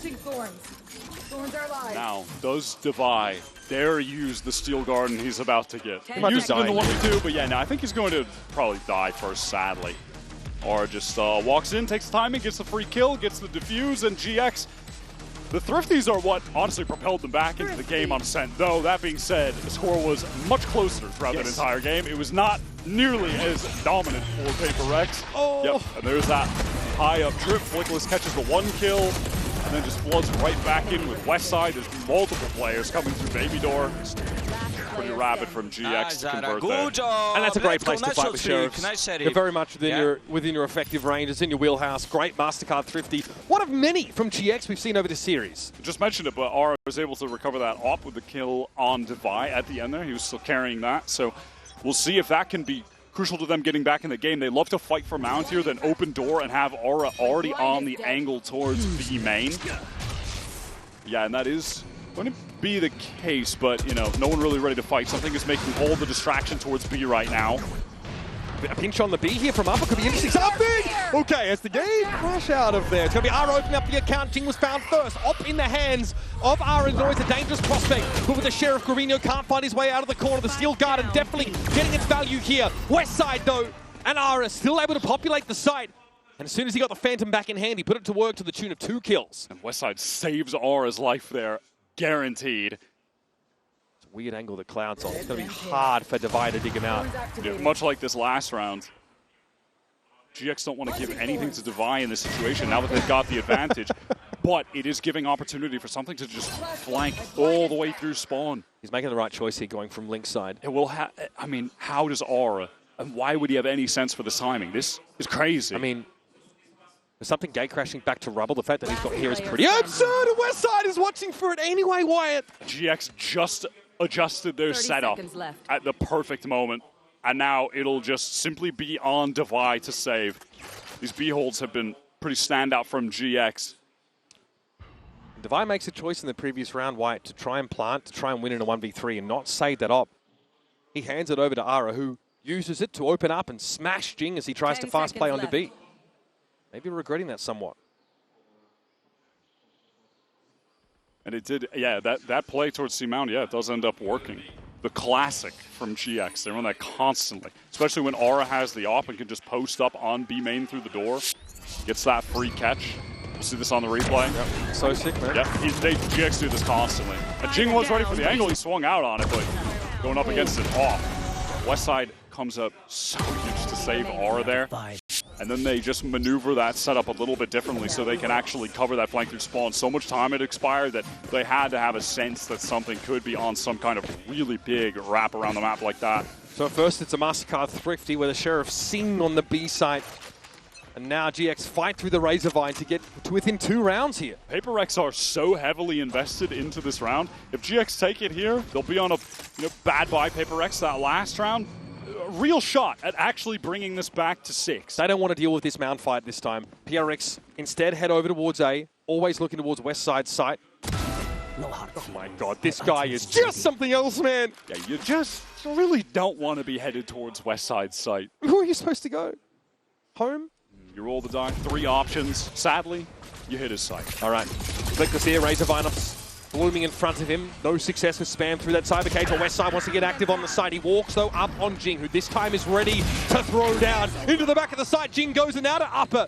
Full side control for PRX. And GIANTX have Ara and Cloud. We need to work together to piece this out. And those anchors who have typically been an absolute wall, just depleted by PaperX on a very important round for their money. Aura into this 1 versus 3. Does he even want to risk it with the op? Actually, yeah, he has a ton of cash. He can go for the play. Why not? Just send it. Time is short. The harder he can make this next round for PRX, the better. It will be the last round of the half. Ara, since getting that op in hand, we've seen what he can do with it. He's absolutely dynamic. It gets a showstopper. So, hey, little consolation prize. He'll take it. He will take it. Get out of the round with that. Messy round for PRX. You mentioned a big investment there. GX, or rather, sorry, you know, when they were anchoring that site, Jing did a great job on the entry here. He gets that 1v1, and then as soon as he hears the teleport, realizes that it was Gramino getting into backside, swings before he even gets out of that. That was just a heads-up play. GX in the 2v4 end up taking 3 players, though. Make it expensive. PRX own in this last round of the half. Still mostly bought up. A couple of half armors here. Forsaken not with full util, had to buy down completely. Gonna have to be enough. No op here for Ara. Instant sees with the nade this time. Not gonna catch the flash, it's amazing! And Jing collects all 3! PRX knew exactly what they were walking into this time. Fastest round I've ever seen in Valorant. I mean, what was that, 5 seconds? Very no-nonsense stuff. This time, PRX meet GX head-on. Love to see that. What was the clock on that? Genuinely, was that 5 seconds? 6 seconds? We're about to see. All right, while we do see this again, we're going to go a quick break. We'll come back, of course, with the next half of Lotus.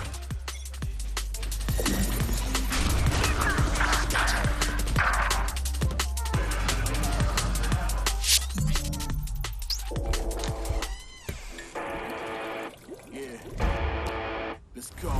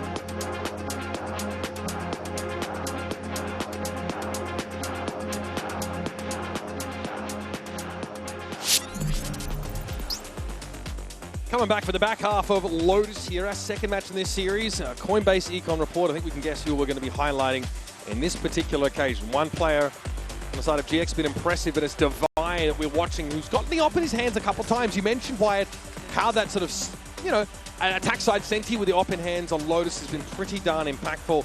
He is vomiting damage here for that spend. Yeah, the money spent for the damage dealt with the report also looks pretty good when you get the operator for free, because you're taking it from the other team. And you just are getting kills off the back of that as well. It was a great half from Divine. And that last round was 6 seconds of Valorant. That might be the fastest round I've ever seen. It very well may be. Yep. And I guess the last chance for GX to show the proactive defense looks. They just threw themselves at PRX, come off second best. PRX now, potentially more confident, ready to take those kind of fights. We've got Jing and Divine with sheriffs to hand here. All of GX looking like they're just ready to go at this B site. Stacked up with 4 players. Cloud has 1 Prowler, 1 Haunt. A the stack, so full retake protocols in effect now for PRX.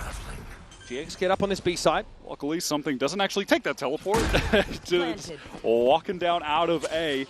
Westside is going to hear all of this. If he plays it patiently, he might be able to backstab everybody. Yep, they are not checking for this.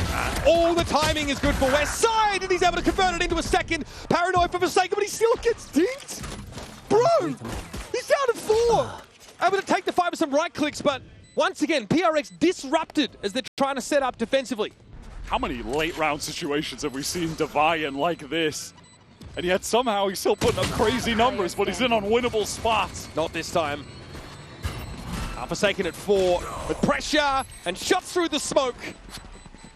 GIANTX, what a start here. Working the map. And leaving that insert back towards the B main flood. Beautifully done by Westside. That is so well played. Here's all the steps. Patient. Picks the perfect timing. PaperX is just not suspecting there would be someone waiting outside of C whatsoever. Good. Translation, good. Westside now up at 14 kills, having a hell of a series at the moment. So again, GX still want to try and throw curveballs, no matter what side of the map they're on. PRX pretty serious about this A side control. We'll just see some health bars affected there as they're decayed briefly by that Viper wall that GX are going to play off. GX hear a lot of noise towards A, so they want to leave. Why not go elsewhere? And PaperX, they're saying, hey, we made a lot of noise. They're probably going to leave. Let's go to the other side of the map. They're pinging the expected location of the arc rows there as well, up on the wall. Devi had made use of that already by the looks. PaperX are very ready for this. They knew what GX were going to do. Ara trying to make a swing. It's risky business trying to post up at that angle, and something's going to punish him now. The paint shells catch Westside. By the heel as he tries to abscond quickly. Cloud paranoia it up, but Flickless is able to bail him out. And now the push through the zone. He's going to be devastated. PRX feed themselves into the wood chipper. Grabinho more than happy to oblige. PRX just couldn't resist the temptation of trying to continue that sequence of kills. They just couldn't resist. They had to. They had the stack. Maybe they could have waited, tried to get the guns later, allow a rotate. I mean, Alex he's livid. Yep. He is livid as to why they tried to go that fast. It's that they're out of sync with their paranoia with Forsaken coming out of B. Oh, the paranoia was much earlier onto Cloud. It's that element of rascality in PRX that they can't deny. It takes a wheel for them and runs them headlong into a brick wall. A very quick take of A now from GX, already working their way into tree, which is being smoked off, but it's Grabinho who's gotten into stairs. Might catch Forsaken on the rotate. Here's this all of it. Forsaken thought he was clever getting up on the corner, but Grabinho was far further forward than he expected. What a kill. Has the paranoia line up for backside as well. He catches Batman. Batman out in the open. Are able to take that fight, and Jing knew he had the dark. He knows to question the better part of Valor now. The pressure is on. What a correction! 3 for Jing, and the spike goes loose. It's at the back of the site. And GX had to get Flickless and Westside up here to wrest it out of his grip. Enemy remaining. And what have they got to do with absolutely no tools? PaperX are now everywhere. Oh, man. That flooding effort to support Jing, who really does it all. The weapons for GX just not good enough, and the aim from Jing is really sickening. But Grabinho got so deep. The kill upstairs, pick on something, paranoia. Surely that's enough to work with. But the timing's not there, the spacing for GX as they try and capitalize. They only get the 1 kill off it. That first player was a little bit too early. The Sheriff's just not really enough for the trade there either. Really, really sick sequence of kills though from Jing. That was beautiful. Jing quiet, honestly, up until this point. Now in the 10 spot. Could go for some kind of crazy double satchel, but the showstopper off here. He can get some insane distance if he wants to do it. Yeah, PRX looking for a delayed rebel fight by the looks. It's so great. You never see 2 players stacked up there. That is so silly. There are a lot of things I've never seen until PRX do them. Second back onto the A site now. Has to think twice about setting up in tree. Paranoia drawn out. Now as the door opens, the Grabinho's hoping to get ahead. Jing on the rotate over towards A Heaven. If GX commit, they're still staring down the barrel of this showstopper. Oh, thought he had a timing, but Grabinho has room to recover. And now Jing is just solo, all alone. He's done this again. He's done this before. Ah, he gets chomped on. Paranoid, Prowler out, and still something controls that high ground. He's going to rip the showstopper, and Grabinho can't get away in time. This time, Jing relies on his teammates for success. And that's also a solid strategy. West side to the back of the side, it's something felled. Patman around the corner, sees in place, and West side is an easy target, a tasty morsel. Patman threw up a great haunt in the middle of that fight that was unbroken by GX. I believe that's how something was able to get the kill from Heaven. Arrived just on time, but would have been, I think, maybe a little too late. If this haunt didn't come in, he wouldn't have been able to support, but look at this. Jing also just creates space for that showstop. Look at Grabinho, immediately trying to get away. No chance, correct hit. Let's go! Holy shit, man! Good job! Great flood there by PRX, something so important from upper there. That was huge from Patman to get that piece of utility off for something to support Jing, who was about to be overwhelmed. And it sent GX reeling onto this pretty tough little half-buy. Bucky involved, even West Side opportunity, but shots not connecting. It's a very GX-coded start to the round for PRX. Determined mount control, we're opening a B door to force the attackers back further. This map control now is being taken and given hand over fist by GX. They just don't have the weapons to thrive in this scenario. Grabinho is able to get deep now. The iconic Bucky skin will be shut down. Devi for 4. Devi is hitting on this map, and it's just feeling quite effortless, honestly. Putting up the 19 for 6, playing the Vice. VALORANT on this map, they are just certainly a cut above. And individually, with Devi heating up, Jing heating up, looking even more dangerous than they were on Ascent. And insane as these moments have been from GX, they're too few and they're too far between to start to challenge PRX's round total. 11-6 on the scoreboard, heading into round number 18. GX is trying to keep it simple with this brawl on A, but PaperX are there to fight. Ara has to go down there. Nothing he could really do. Seized in place by the looks of things. And there's something. Here's PRX now. This is where their bread is buttered. And it never falls butter side. Down, Wyatt. Something. X's with 3. We have gotten some very fast rounds of VALORANT on account of PaperX. Relentlessness, just that willingness to fight. Full brawl in A standard, you get your C's, you get your nade back rubble. So even though Aura is able to capitalize with Jing's really quick push with those double satchels and catching him, immediately just trade it out, post-mortem by the nade. And look at the way that PaperX, just all the rest of the players are swinging together. They're now imposing themselves on GX. There was a rubble fight that followed a mound fight. Both successful for PRX, playing up on the defense side. They're going to go for a mound variation here. There'll be nothing to see for them, but maybe a fast flank opportunity. GX again just out of A, but PaperX have mapped elsewhere. Devi very confident with that swing, I would say. Something in theory had him covered, but the Rose was not enough to guarantee success there. Well, it's a PRX round, one after another after another. Last player standing. Okay, boys. Yeah, it feels like they really wanted to get this one over with fast. But the eagerness to do so has extended us by at least one more round. Yeah, brimming with confidence is the polite way of putting it there for PRX. And I get it. I get it. Devi got a lot of kills, doesn't have a lot of deaths. Well, that one is bold. That one's bold. Yeah, there's obviously a player right to Devi's left there. All right, some breathing room here for GX, but as the finisher identified, 7 rounds from here on out need to be won by GX. And at some point, it's going to be 5 ults for PaperX. Yes. So it's going to be tough to overcome the fact that they're going to need all those rounds. I'll tell you that. So again, PRX just flip-flopping this time. It was a bit more aggressive over towards Rubble side. No one actually in the C side at all. Does Grabinho opt to walk up on this? No. Paranoia, he thinks that GX are a bit faster than they actually are. Razorvine's canvassing the ground. This will slow things up slightly, but already GX have purchase in the back of the side. PaperX are more than happy to play this for some kind of retake of Flood. All right, 1-for-1 on the important ults. Actually, it's the Dimensional Drift in very early. Something spawning on multiple players within that Viper's pit, but certainly can't commit at that timing. Will give an opportunity to ping out for the nade, though. Okay, West side inside the pit. It's Clone that he ends up taking contact against. One buddy thrown in. GX just keeping a toe in the pit to keep it standing, of course. That's been set in place by Flickless. This is so much pressure from PaperX. GX have not for any moment felt comfortable enough to try to actually get this spike down. Yeah. But at this point, they've drawn out enough utility that they can. The pre-plant pit, though, is always kind of dangerous. It gives PRX time to set up and start spamming in. Ara has fallen.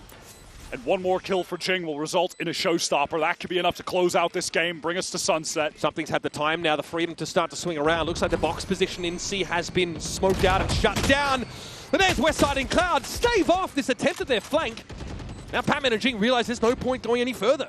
Yeah, that's all she wrote on the round. They need to save those rifles so they can get a full buy into the next. So Dimensional Drift, Steel Garden off the table.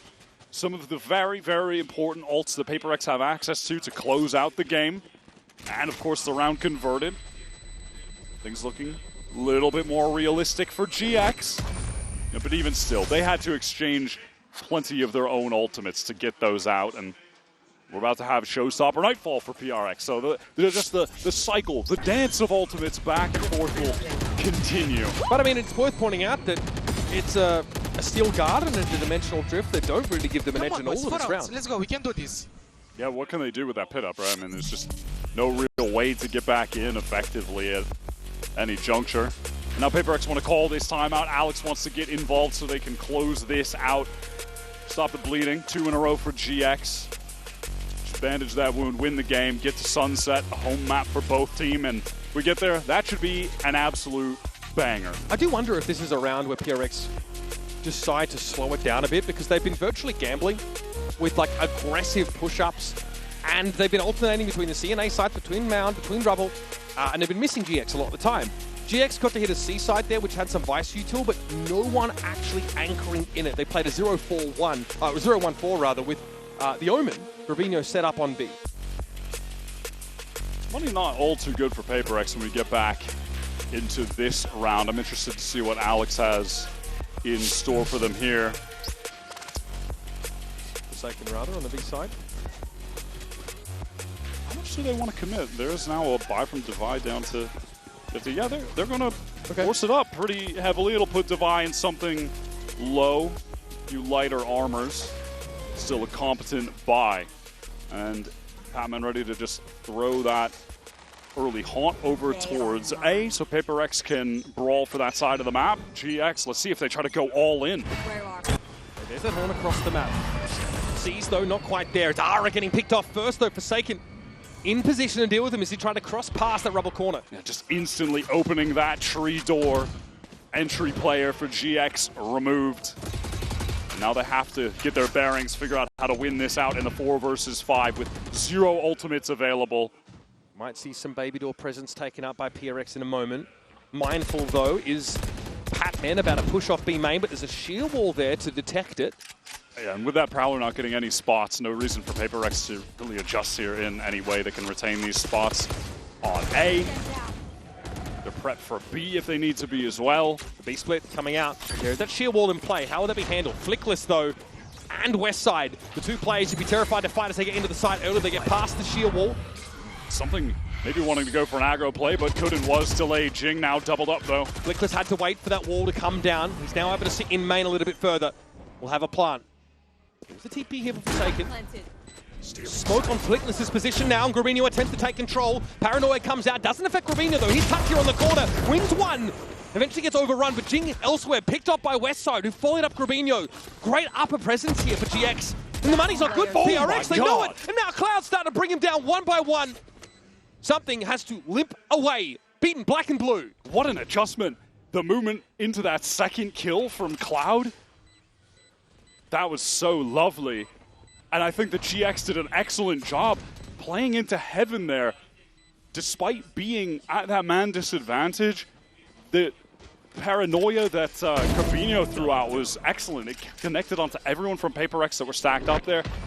He gets wide, takes that first engagement, instant swing from Westside to get the second, and he backs up at the right time, just plays around the shorty.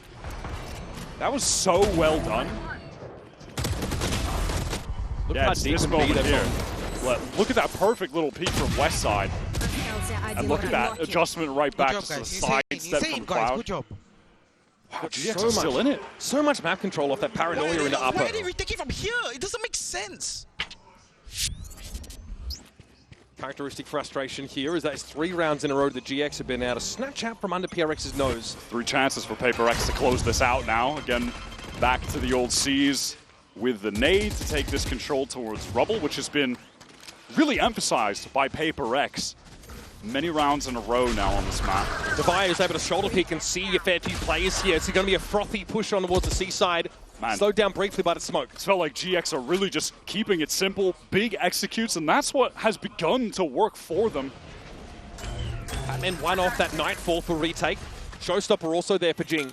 So PRX likely let this first push go through to the keeper. Play that full retake. They forced Divide all the way out. But can GX really fight for any additional space? No. Look at the status of the utility. It's very low, just a seize and a haunt. That is all they have access to. Yeah. Batman would love a kill here.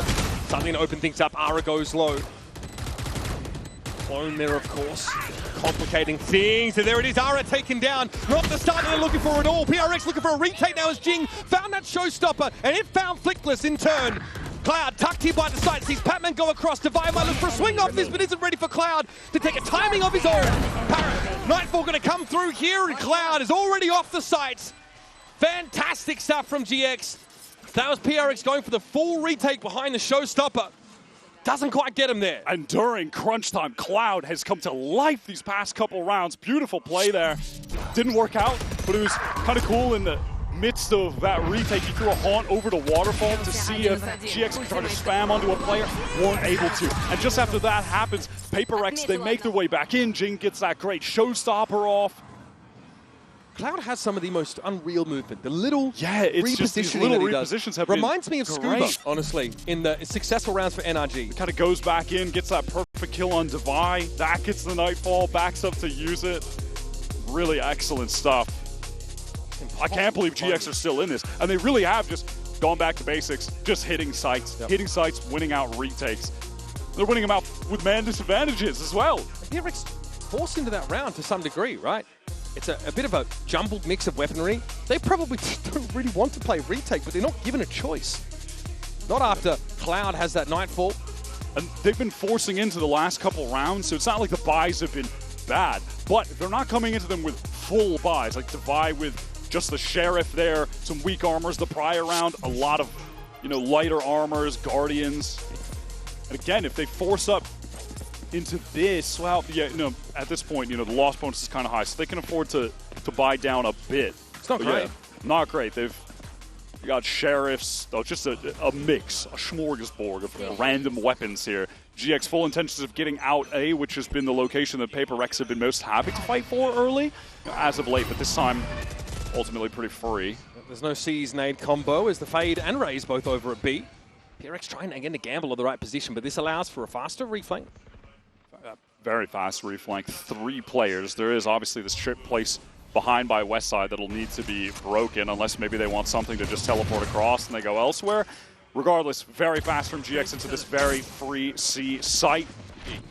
Forsaken's mandate, strictly do not die. Hold the paranoia until we're ready to try and flood in. Flickless is in so much danger. There's a player in blue room as well. Grabino here sees the clone. Now the Viper Wall comes up. This is going to allow PRX to get in position, but also GX to defensively set up behind it. Seas comes in. They are decayed down. Easy targets. Patman with the critical utility at the most important moment. Now the Nightfall comes through onto the side.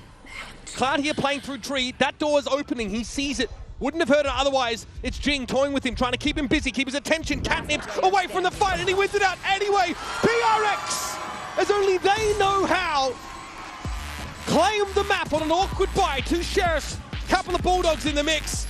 That Nightfall, and again, Patman with important utility to tilt the game in their favor. Yeah. GX did not make it easy. Respect for the comeback attempt, but PaperX just a cut above on Lotus. Quick break here, but when we return, the analyst desk are going to get us set up for our 3rd and final map of the series.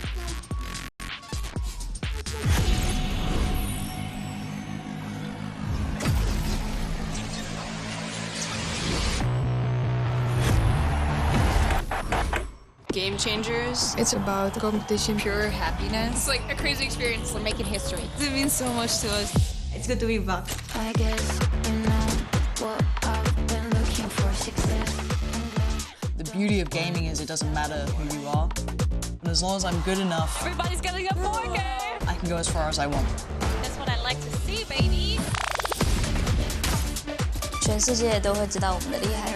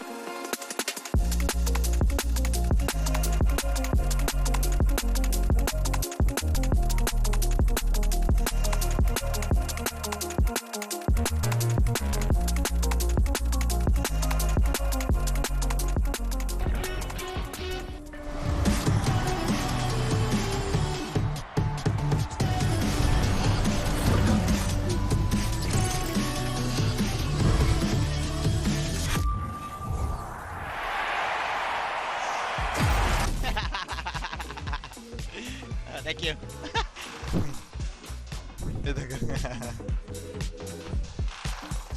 Yeah. Paper Rex, they hit back on Lotus and they hit back hard.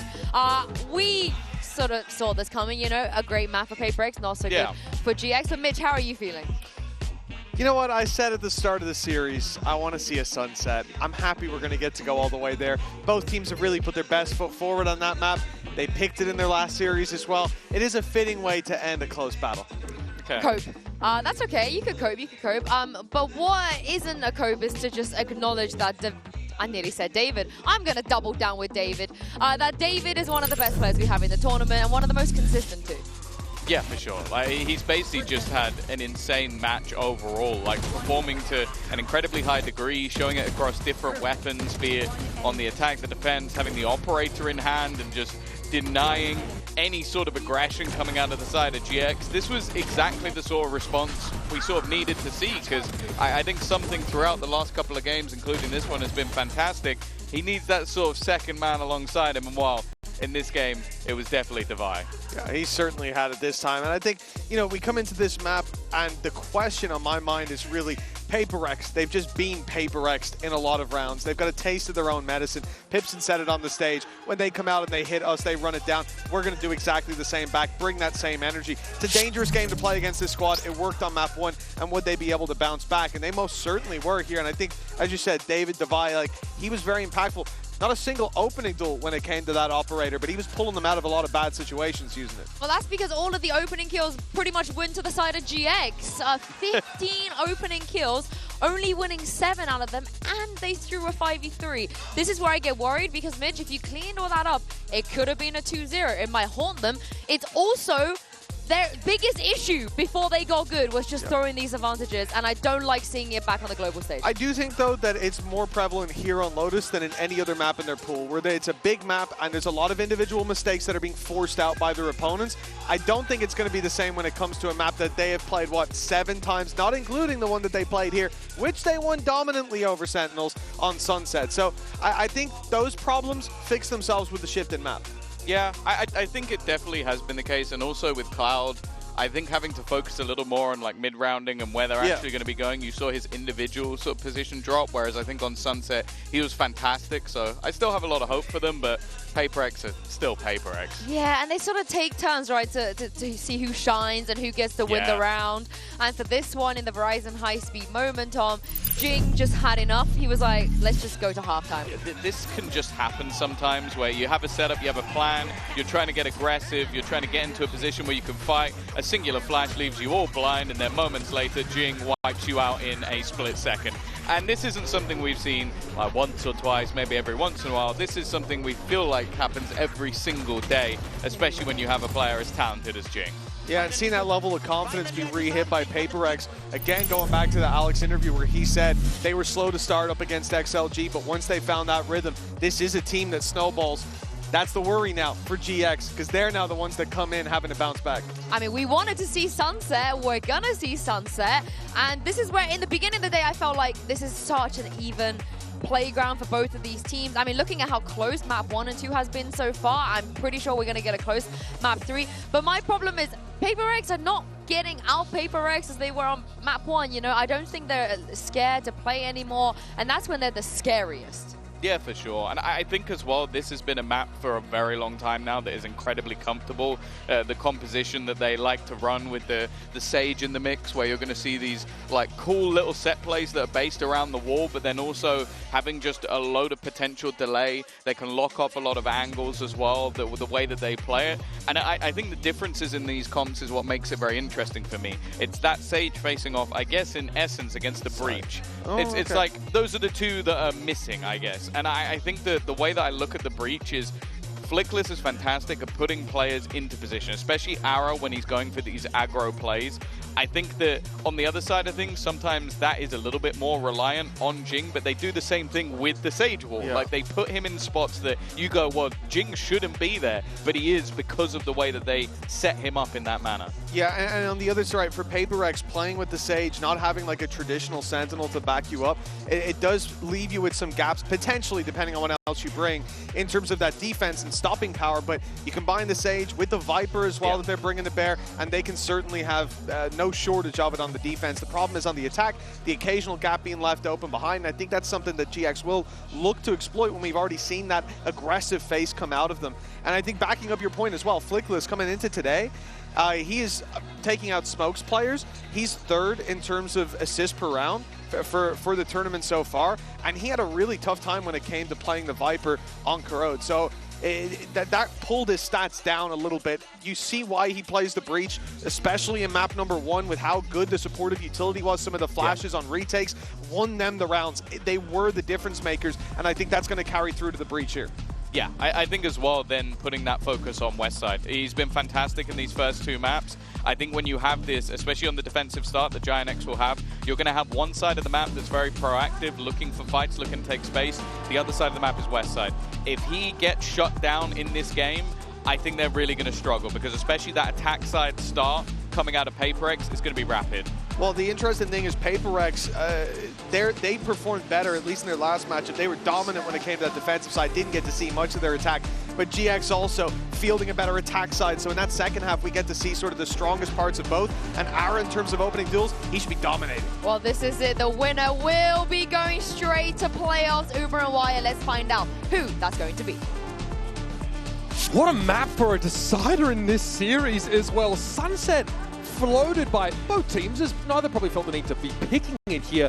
But for GX, it's been one of their best maps, and we already got to see it on Parade against Sentinels, and they smoked them. That was not a close game. This is the map where GX have the most depth in their strat book, which is really, I think, juxtaposed to a talking point from Lotus. And I would say that's very similar for PaperX. They have a number of crazy things they like to throw out there with this Sage, which they liked before Sage was even buffed. So just very convenient for them.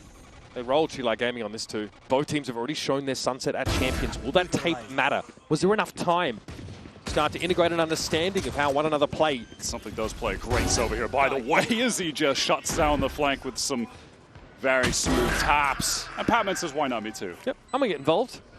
Don't leave me out. One ghost headshot, please. And it's down to 2 GX players, one of which is now one-wayed in spawn, the other of which is staring down 2 players over at Link. Last player standing. Long-range frenzy, and something just gets forward. He has been absolutely lethal on pistol rounds today. I mean, he exits that last map with 275 ACS. He's 5-2, first kill, first death. But what's even crazier to me statistically is that PRX, they go down 4v5, what, 15 times? Yeah, they 15 win times. 8 of those rounds. They convert a player disadvantage 8 out of 15 times.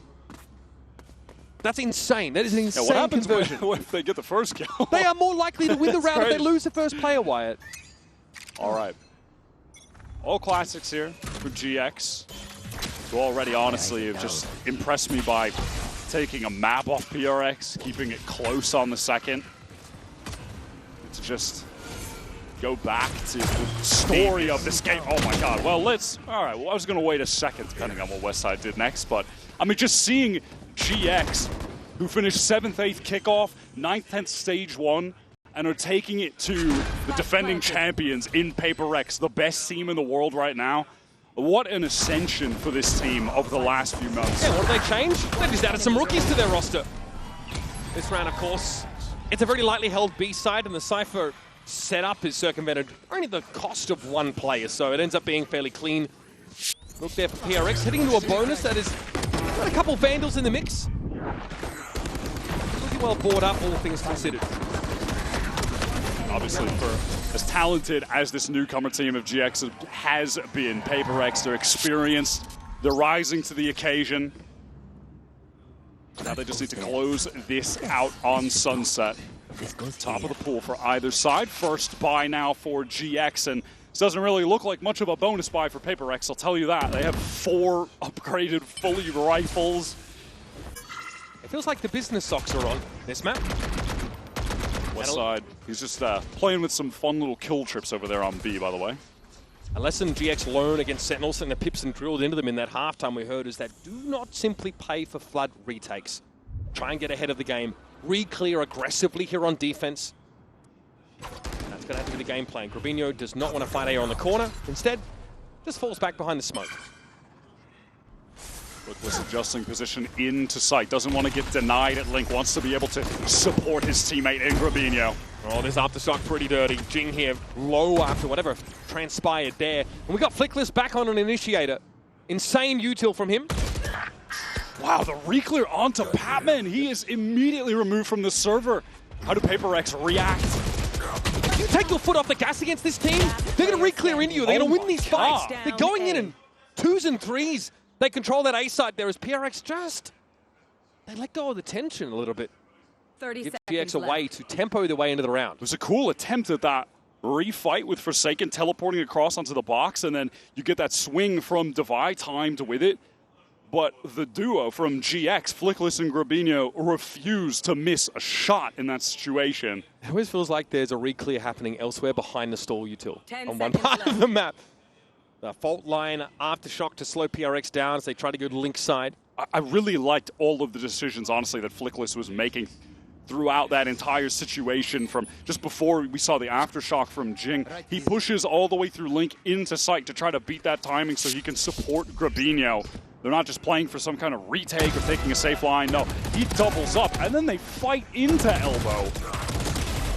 Beautiful. But Grabinho does not fight on first contact. He backs off with that dark cover, gives himself the space to double up with one of his teammates and slow the game down a little bit. Then they can be the ones that take the initiative. Right now, Paper X, they are bought down into this round. Less than 1K credits for every single player on their squad. Westside with the deep cam into B main, so they can product that a little bit, but then we'll just have that for later in the round if necessary. but probably won't survive till later in the round. Jing wants to break that. ASAP trap play activated. Try and play ahead of this fault line here, but very quickly PRX get back. That's a thrust for GX that is avoided. A good nade thrown there from Jing just to deactivate any acceleration that GX might have had in store for them with that trap play, double stun, relabel fault line. So it's nice that PaperX are able to bait out so much utility early. GX very quickly now just assemble behind that top mid smoke, ready for a fight. I mean, look at this position by Westside over on B, by the way. He is just hard committed to holding this angle in main. That is some bold stuff. He has the cage to play off of. Are they going to re-clear B main again?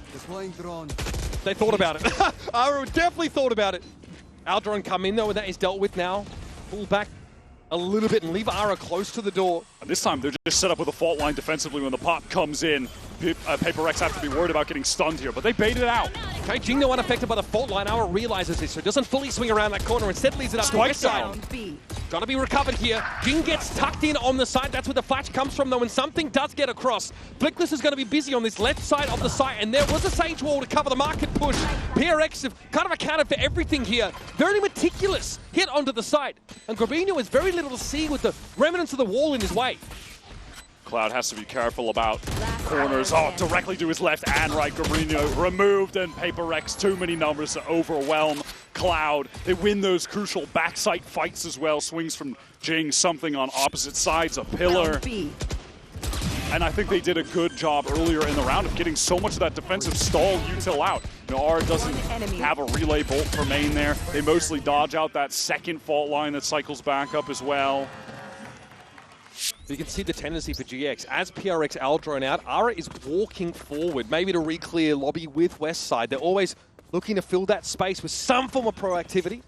Still a buy for GX, however, but a necessary round win when you took into account the economy for PaperX just then.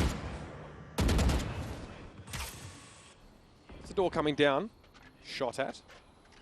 Now with that dark cover thrown top right mid by Forsaken, that's certainly implying that there may be some intention for PaperX to work up mid, and you can see that that's resulted in Cloud having to pick up Boba.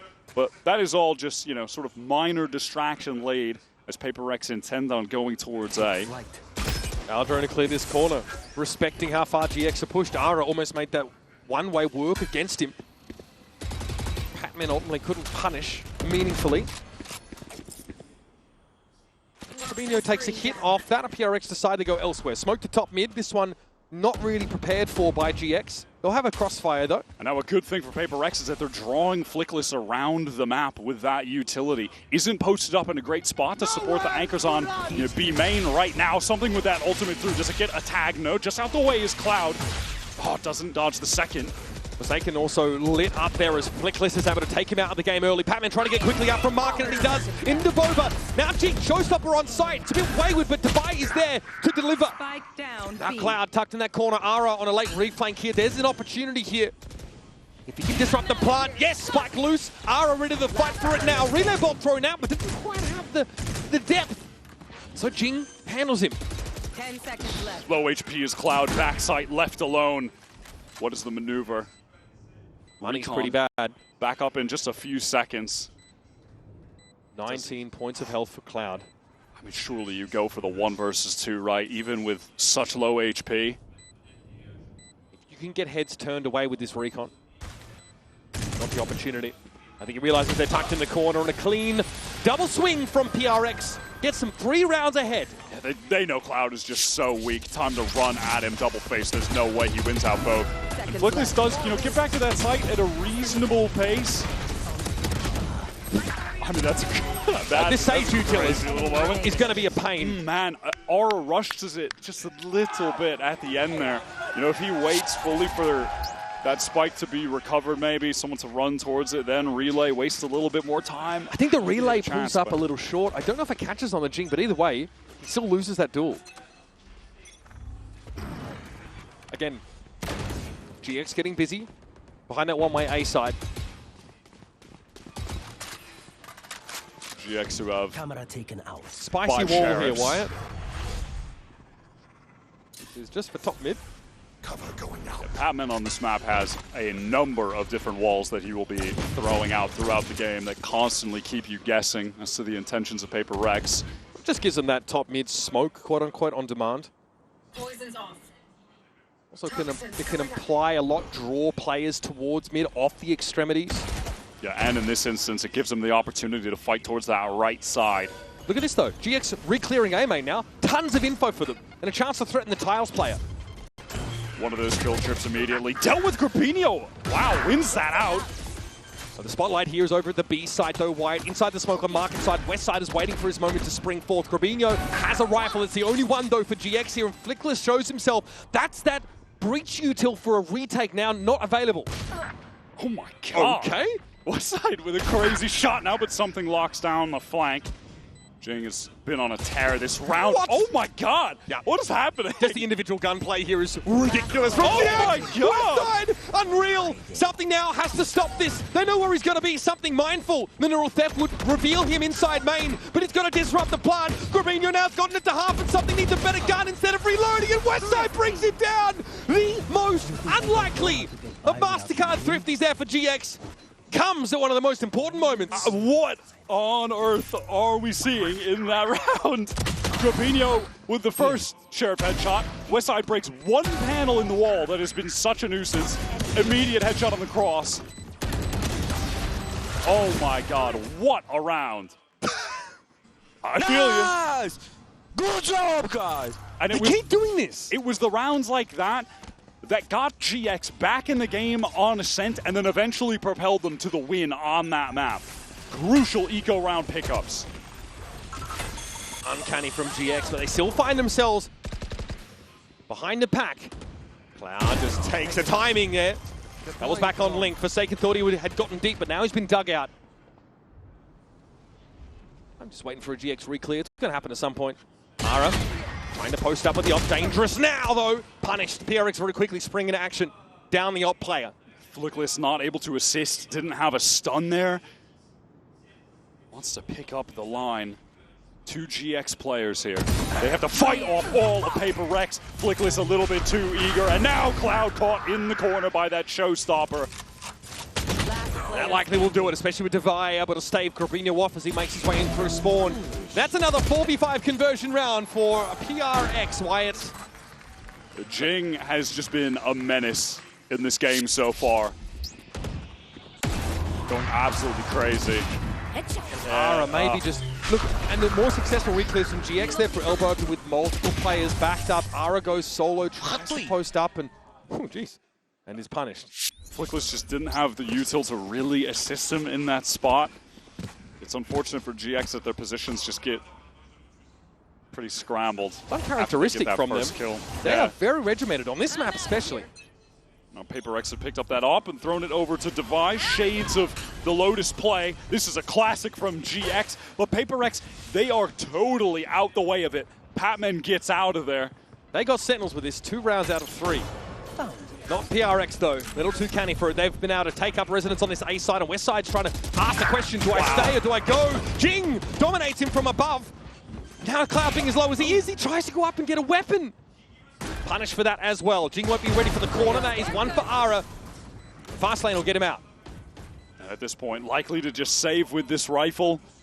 And you're exactly right, that's a play that GX were finding success with in the EMEA Stage 2 playoffs, found success with against Sentinels, but Paper X, they played around that, and specifically it's Patman playing around that. He realizes what's happening, gets all the way back into spawn, and then just patiently waits for the moment to get back in and catches one of the GX players wrapping through tiles after the play. He handled that exactly as you need to. He's been just here. as you need to do to counter this GX aggression. Patman's been on this roster now for quite some time, but his addition really allowed for that more well-rounded strategic approach. PRX no longer just W gaming, right? That was the turning point. His addition brought them from one of our great top teams in Valorant to world beater squad, favorite to win champions. See it there, and it's just the decision to play around that push-up mid. We haven't seen any team really be able to deal with this GX defense outside of Liquid online when they were at their absolute peak in the playoffs run. aside from them, GX have been able to beat all of the other competition in Europe, dismantled Sentinels on this map. It's really only been absolute, top-tier teams that have been able to do it, which, obviously right now Liquid a bit of a downturn after game 1, but can't discredit the fact that their play during the EMEA playoffs run was, world class. I mean, a sweep of the EMEA final, I think, is pretty telling. Here, GX have found success on this map when they've been able to, fight for that space in numbers. I'm thinking back to that, multiplayer re-clear midway through an A hit into elbow. That paid out well for them, but PRX are still winning rounds down a player. It's more than just that first pick. Cloud found the pick over towards Link, and they still ended up losing in the 5v4. And also, for PRX's sake, going up against a team who like to be so active on defense, the fact that you kill their offer and recover the off and can use that to nullify defensive aggression, like one of the best tools in the game to do so, that's just even further giving them a bit advantage. Yeah, we're seeing more of that attack side Senti op from Devi. Very meta generally, but yeah, more from Devi. He was great on Lotus too. On Lotus he was just a standout, right?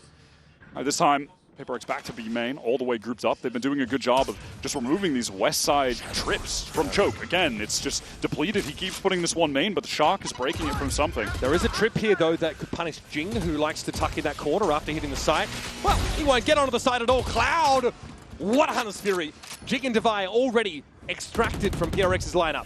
I mean, Devi maybe could have played to a res on Jing, but then he also dies. So no one will be getting rezzed in this round.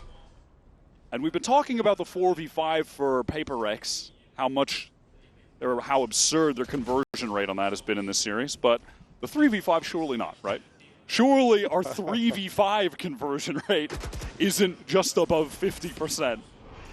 Patman actually able to get a timing on Ara. Already set for the shot, forcing Ara off the line. Trade out by Flickless now, who makes a solo venture into elbow with that screen active in the last moments. Oh no, Forsaken was making a lot of noise in B main. West side, does he dare step out? Forsaken has a good idea. There is an op there by Forsaken, so he might have to take that up again. I mean, what is going on now? Something is just threaded the needle into A spawn, teleport towards A for Forsaken. He does have the spike though, so he has to give this spot up at some point. I mean, again, something only has 12 seconds, now has to get back to the site.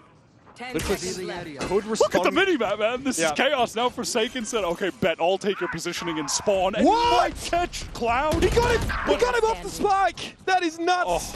Flickless, dirty work. That map was turned upside down.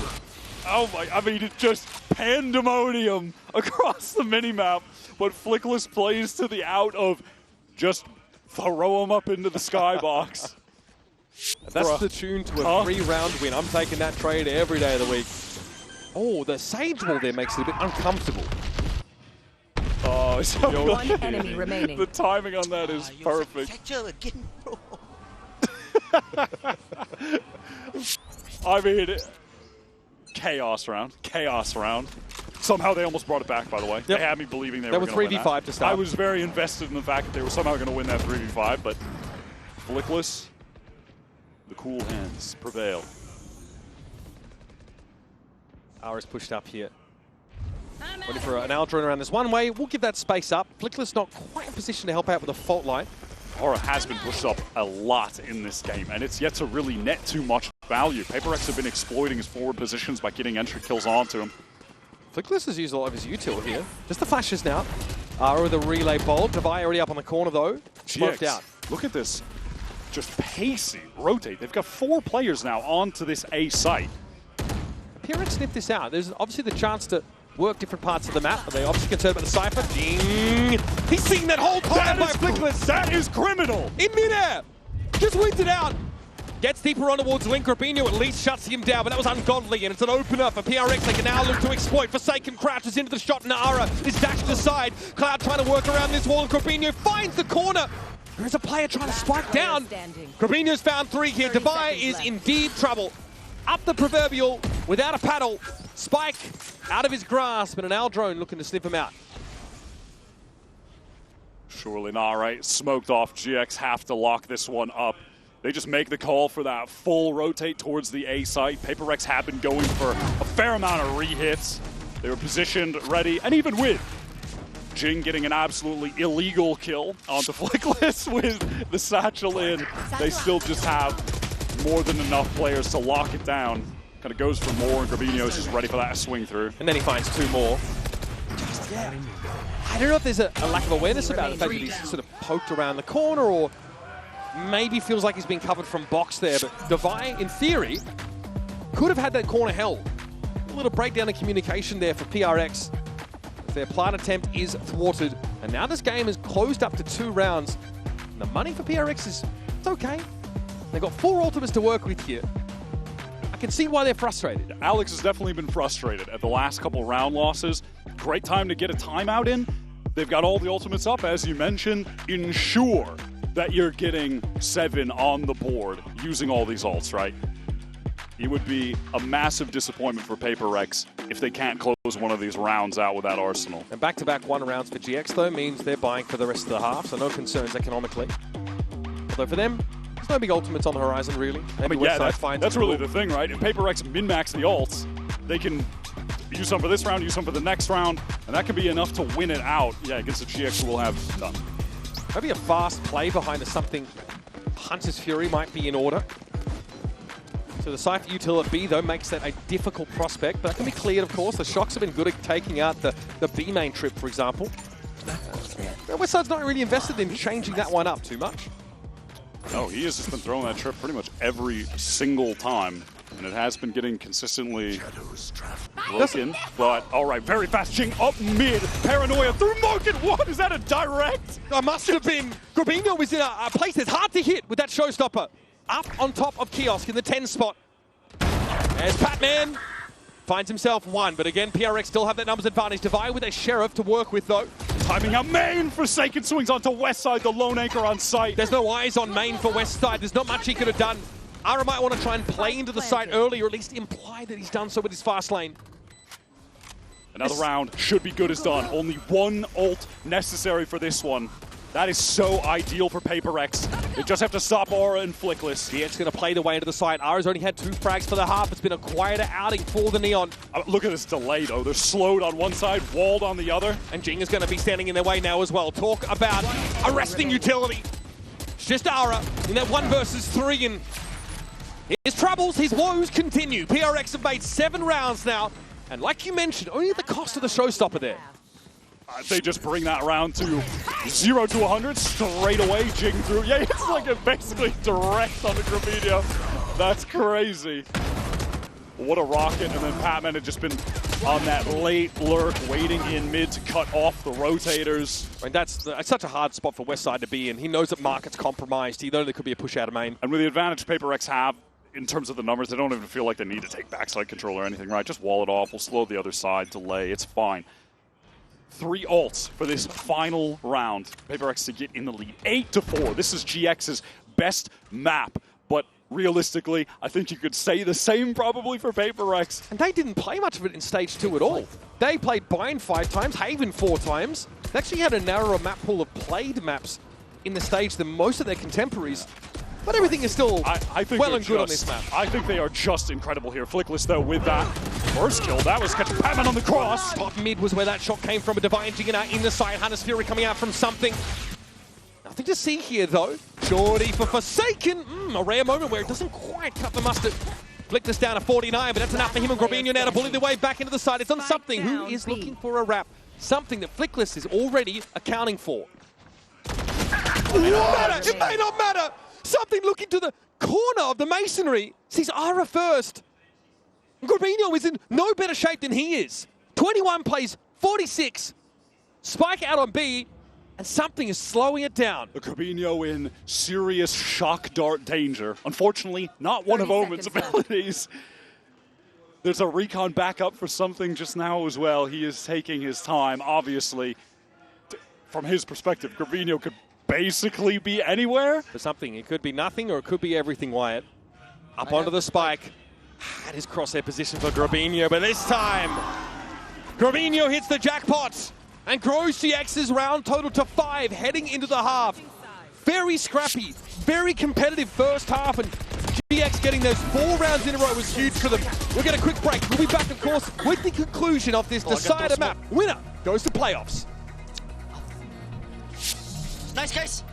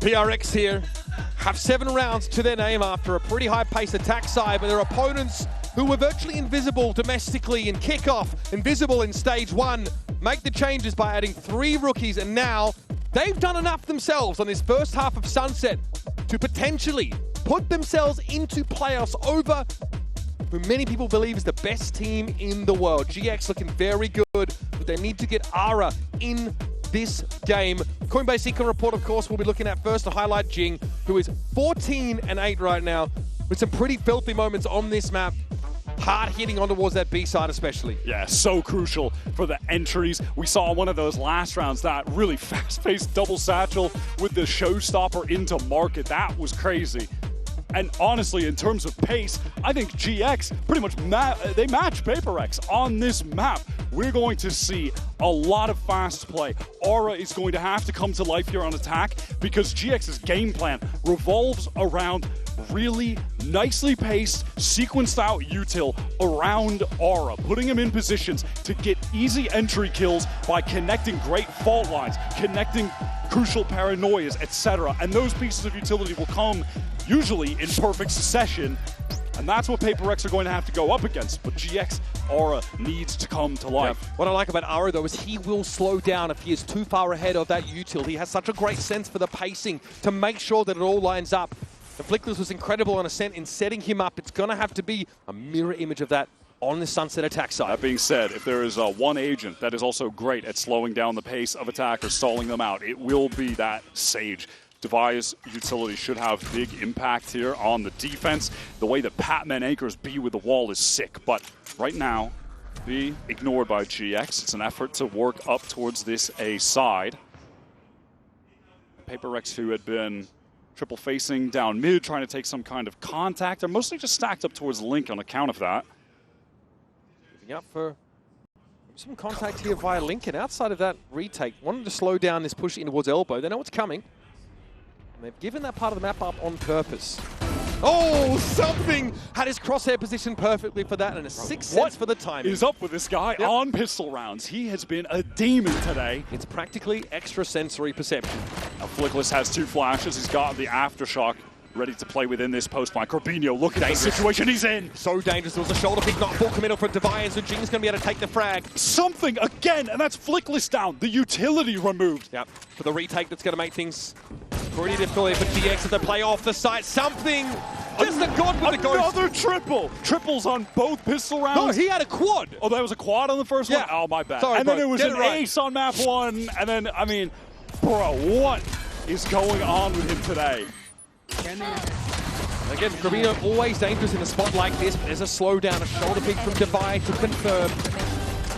Ara gets his in the round, but that's it. that is grim satisfaction from Coach Alex. Nothing more. Insane. I set it back on map 1, but something's formed right now. I think you could argue is this maybe his all-time peak, but it's definitely one of his highest peaks he's had over the last couple months. But more than half of his kills have come from Ghost and pistol rounds. It's great. Just want to put that out. Those rounds are pretty important. He's stepping up when they need him. Second and now pistol, one for got PRX, you're right. It's crazy. All right, here comes Ara. Steps up to the plate, though. The light is very good. What a recon. Something sets up for the first kill and takes a second for himself. Jing doesn't want to be left out. Refuses to be a footnote on a round like this, but Flickless will get the drop on him. Stinger always dangerous. By the way, we've had zero time to mention it, but that was a force from GX. No time to mention it because they got absolutely brutalized by a util combo play from PRX, a late nade. The recon comes over top. We've seen that from Something's point of view. Unbroken, free for Jing. I feel like there's a tipping point here. This first gun round, if it's not successful for GX, this map gets away from them pretty quickly. Tough pistol round to run into. Losing both pistols on this map, never great. On the first half, it was a thrifty round win that got them back into it. It was West Side with a Sheriff. She has got right now. And on Ascent, it was 2 rounds like this as well. But yeah, Something, he is just simply not easing up. Expecting more from that, and he was right, in a sense. Mid definitely swarming with GX players right now, but Jing is feeling himself. Spike down mid. We'll take 2 with that Spectre. It's just Cloud. Spike is in mid. It's all but impossible. And so Pistol and Anti-Eco, they pass without much event here. GX down by 5. How are you supposed to stop Paper X on one of, if not their best maps, when you have Jing and Something in top-tier individual form? 36 kills currently between the 2 of them. That is madness. It's a very early showstopper picked up for Jing. And 1 away from a Hunter's Fury for Something. Yeah. Talk about ideal kill allocation. You got Jing and Something, the 2 best players to have those orbs fed to. Ara. Only 1 kill so far this half. It's been quiet, to be fair, but now gun round here for GX. No thrifty for them this time around, so they've got to do it the old-fashioned way. Get back into this game with the rifles. Dark cover for top mid, so they can just contact their way up here. Devi holding the angle with a very early operator. Is this something GX will be ready for? Might not even matter. They're trying to go through top mid. They're trying to split through Boba. Slow orb to slow down this market push, though, and yet GX haven't gone in there. They've got that top mid control. They're looking to try and exercise that into Boba. Devi had to heal himself quickly. Patton with a double back over towards Mark, and that's massive. And everyone top mid, they're just stalled out. They're cut off because of the wall. And how are they supposed to get this back? Flickless and Cloud, both the ones at the util. And it is the pace that GX have just being stalled out entirely by the existence of this Sage. It is the counter to their play style. And that's exactly why. What a response to that split execute from Devi. And then Patman, 1 versus 2 in market. Originally, there was a slow orb there at market that made it impossible to fully split this properly. Okay. I mean, there's even a little gap in the wall that Devi exploits. We actually saw that on Ascent on a number of occasions. 1 for 5, dude. 1 for 5, dude. Showstopper used. Now, Something, Hunter's Fury. Still no one on GX with an ultimate. And look at where Something is sat. I think he might be ready to rip this. As soon as he gets an inkling, Something is up. This is going to cause a split here for Westside, eventually on his own. And this is a split again through top mid, but this time into Aura with a crucial kill onto Forsaken. That keeps GX in the round. This elbow presence, though, for PRX is something of concern for GX. They had to dig it out, and look, the other arm of their pincer can't actually get past the line of scrimmage onto the A side. There's got to be a wrap, but Devi's waiting for it. Ara, though, wins it out. Now it's on Jing. He has to fight his way out of this. Now, but they've not checked the corner, and Jing got himself 2. That puts PRX up in the round, and Cloud at least has the spike to recover. But the net on him is closing 2. The late flank from Patman. He's feeling the pressure. The wall's closing in. Stuck in elbow. Has to get that spike. Does so. But now where can he plant where he feels any level of safety? He wants to draw a Patman. This is some good intuition from Cloud. He's expecting the flank. Patman is not the player that's going to fall into this trap.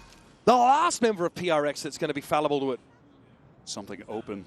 Facing this angle right now. Cloud is going to have to walk across and has to hedge his bets. The last best chance there for GX goes by the wayside. Another attempted split through mid, falls flat. This is the kind of execute that they love to run, and it almost brought them the success that they needed, but they just didn't suspect that a second player would be an elbow, that Jing was tucked, and he saves the round for PRX with that 2-piece. Now, GX at the 11th hour have to throw down to stay alive in this series. Well, PRX, as expected, would be advancing first out of this group to playoffs. And it's a, wow, fast play down mid. Jing satcheling off of that paranoia. Cloud pinged out. Forsaken hears all of this and chooses not to step forward. Now gets under the side of the bubble. Batman controlling it from one part of the map, and he gets his. Grabino, though, 3 players now inside this elbow, and they're going to go for it. Ara throwing caution to the winds. It has to be now. What is the maneuver for GX? They're being surrounded. There's a flank coming from their spawn side. They want to flip the map. They want to play from the defense spawn. But Cloud is caught. It's a 2 versus 4. The head of the snake cut off. It isn't a Hydra. Will more grow? It doesn't look to be the case. It's Ara now in a 1v3, trying to relay bolt his way out of this now. Waiting on the other side is something. Waiting for his just desserts. A frustrating map, but there it is. Ara has found himself 4. A Red Bull clutch to keep GX in the game. He's been silent for a while, but comes back in crazy fashion with that. Last player standing. Oh my god. Relay bolt. Might have bought him the space he needed. What a moment. Clutch. Defy can't connect. You hate to have an operator against a slide like that. How are GX still in this game? Yeah, that's a hands-to-head kind of moment there for PRX. I was ready for the arena music to cue, players to stand up, fist bumps to start, but we're still going. GX have been able to work with a little bit more in terms of weaponry. A lot of half armors, in fact, all of them out there, but Hunter's Fury is ready for Cloud. They're in this still. Standard one-way refresh there for Forsaken. Sees that fault line come through. This is going to pull this over of something over to Link. Just tries to get a bit of pre-fire off, and now recon paranoia. Just stalls up GX. Buy some time for this rotate to be pulled across from B. GX do look committed to this. Forsaken just jumps up to get a little bit of info. Wow, Westside caught on the cross. Really hoping to be a thorn and deny a wraparound, but there will be a reflank coming from PRX now, and GX know it. It's time to go. Onto the side goes Ara. Cloud trying to set him up here with a Hunter's Fury. No tags. Forsaken able to jump away from it for the most part. And now at Link, a little uncomfortable PRX. Cloud watching the flank. Flickless getting the spike down. What can Cloud do? 1 for 1. One more kill for Flickless. He'll get that rolling thunder. 3 up though for GX. They don't have a lot to work with. Flickless needs the frag. Something to get swung on. It's going to be Ara finding his, but Patman comes alive. And Flickless solo on the side. Hunter's rolling thunder's there. He can make use of it out of 1v1, but Defy swings on in. And finally, GX are forced to succumb. The overpowering pace, shooting power of this PRX team will send them first into the playoffs. How are you supposed to beat PRX when Jing and something are playing like that? I think this last map, this last win for PaperX here, the most impressive of this series, right? Being able to have your most decisive victory against GX on their best map. They looked well prepped. Between Jing and something, the 2 of them combined have dropped 44 kills. That is madness. Generally, though, a banger of a series. Yeah, it felt like PRX really able to feel themselves on this Sunset map. There are moments for GX. Thinking back, though, man, Senna Lotus gave us some incredible moments, some great gameplay. I think GX were maybe hoping that Ara could get into the game a little bit earlier here on Sunset, though. I think he ends the first half with only those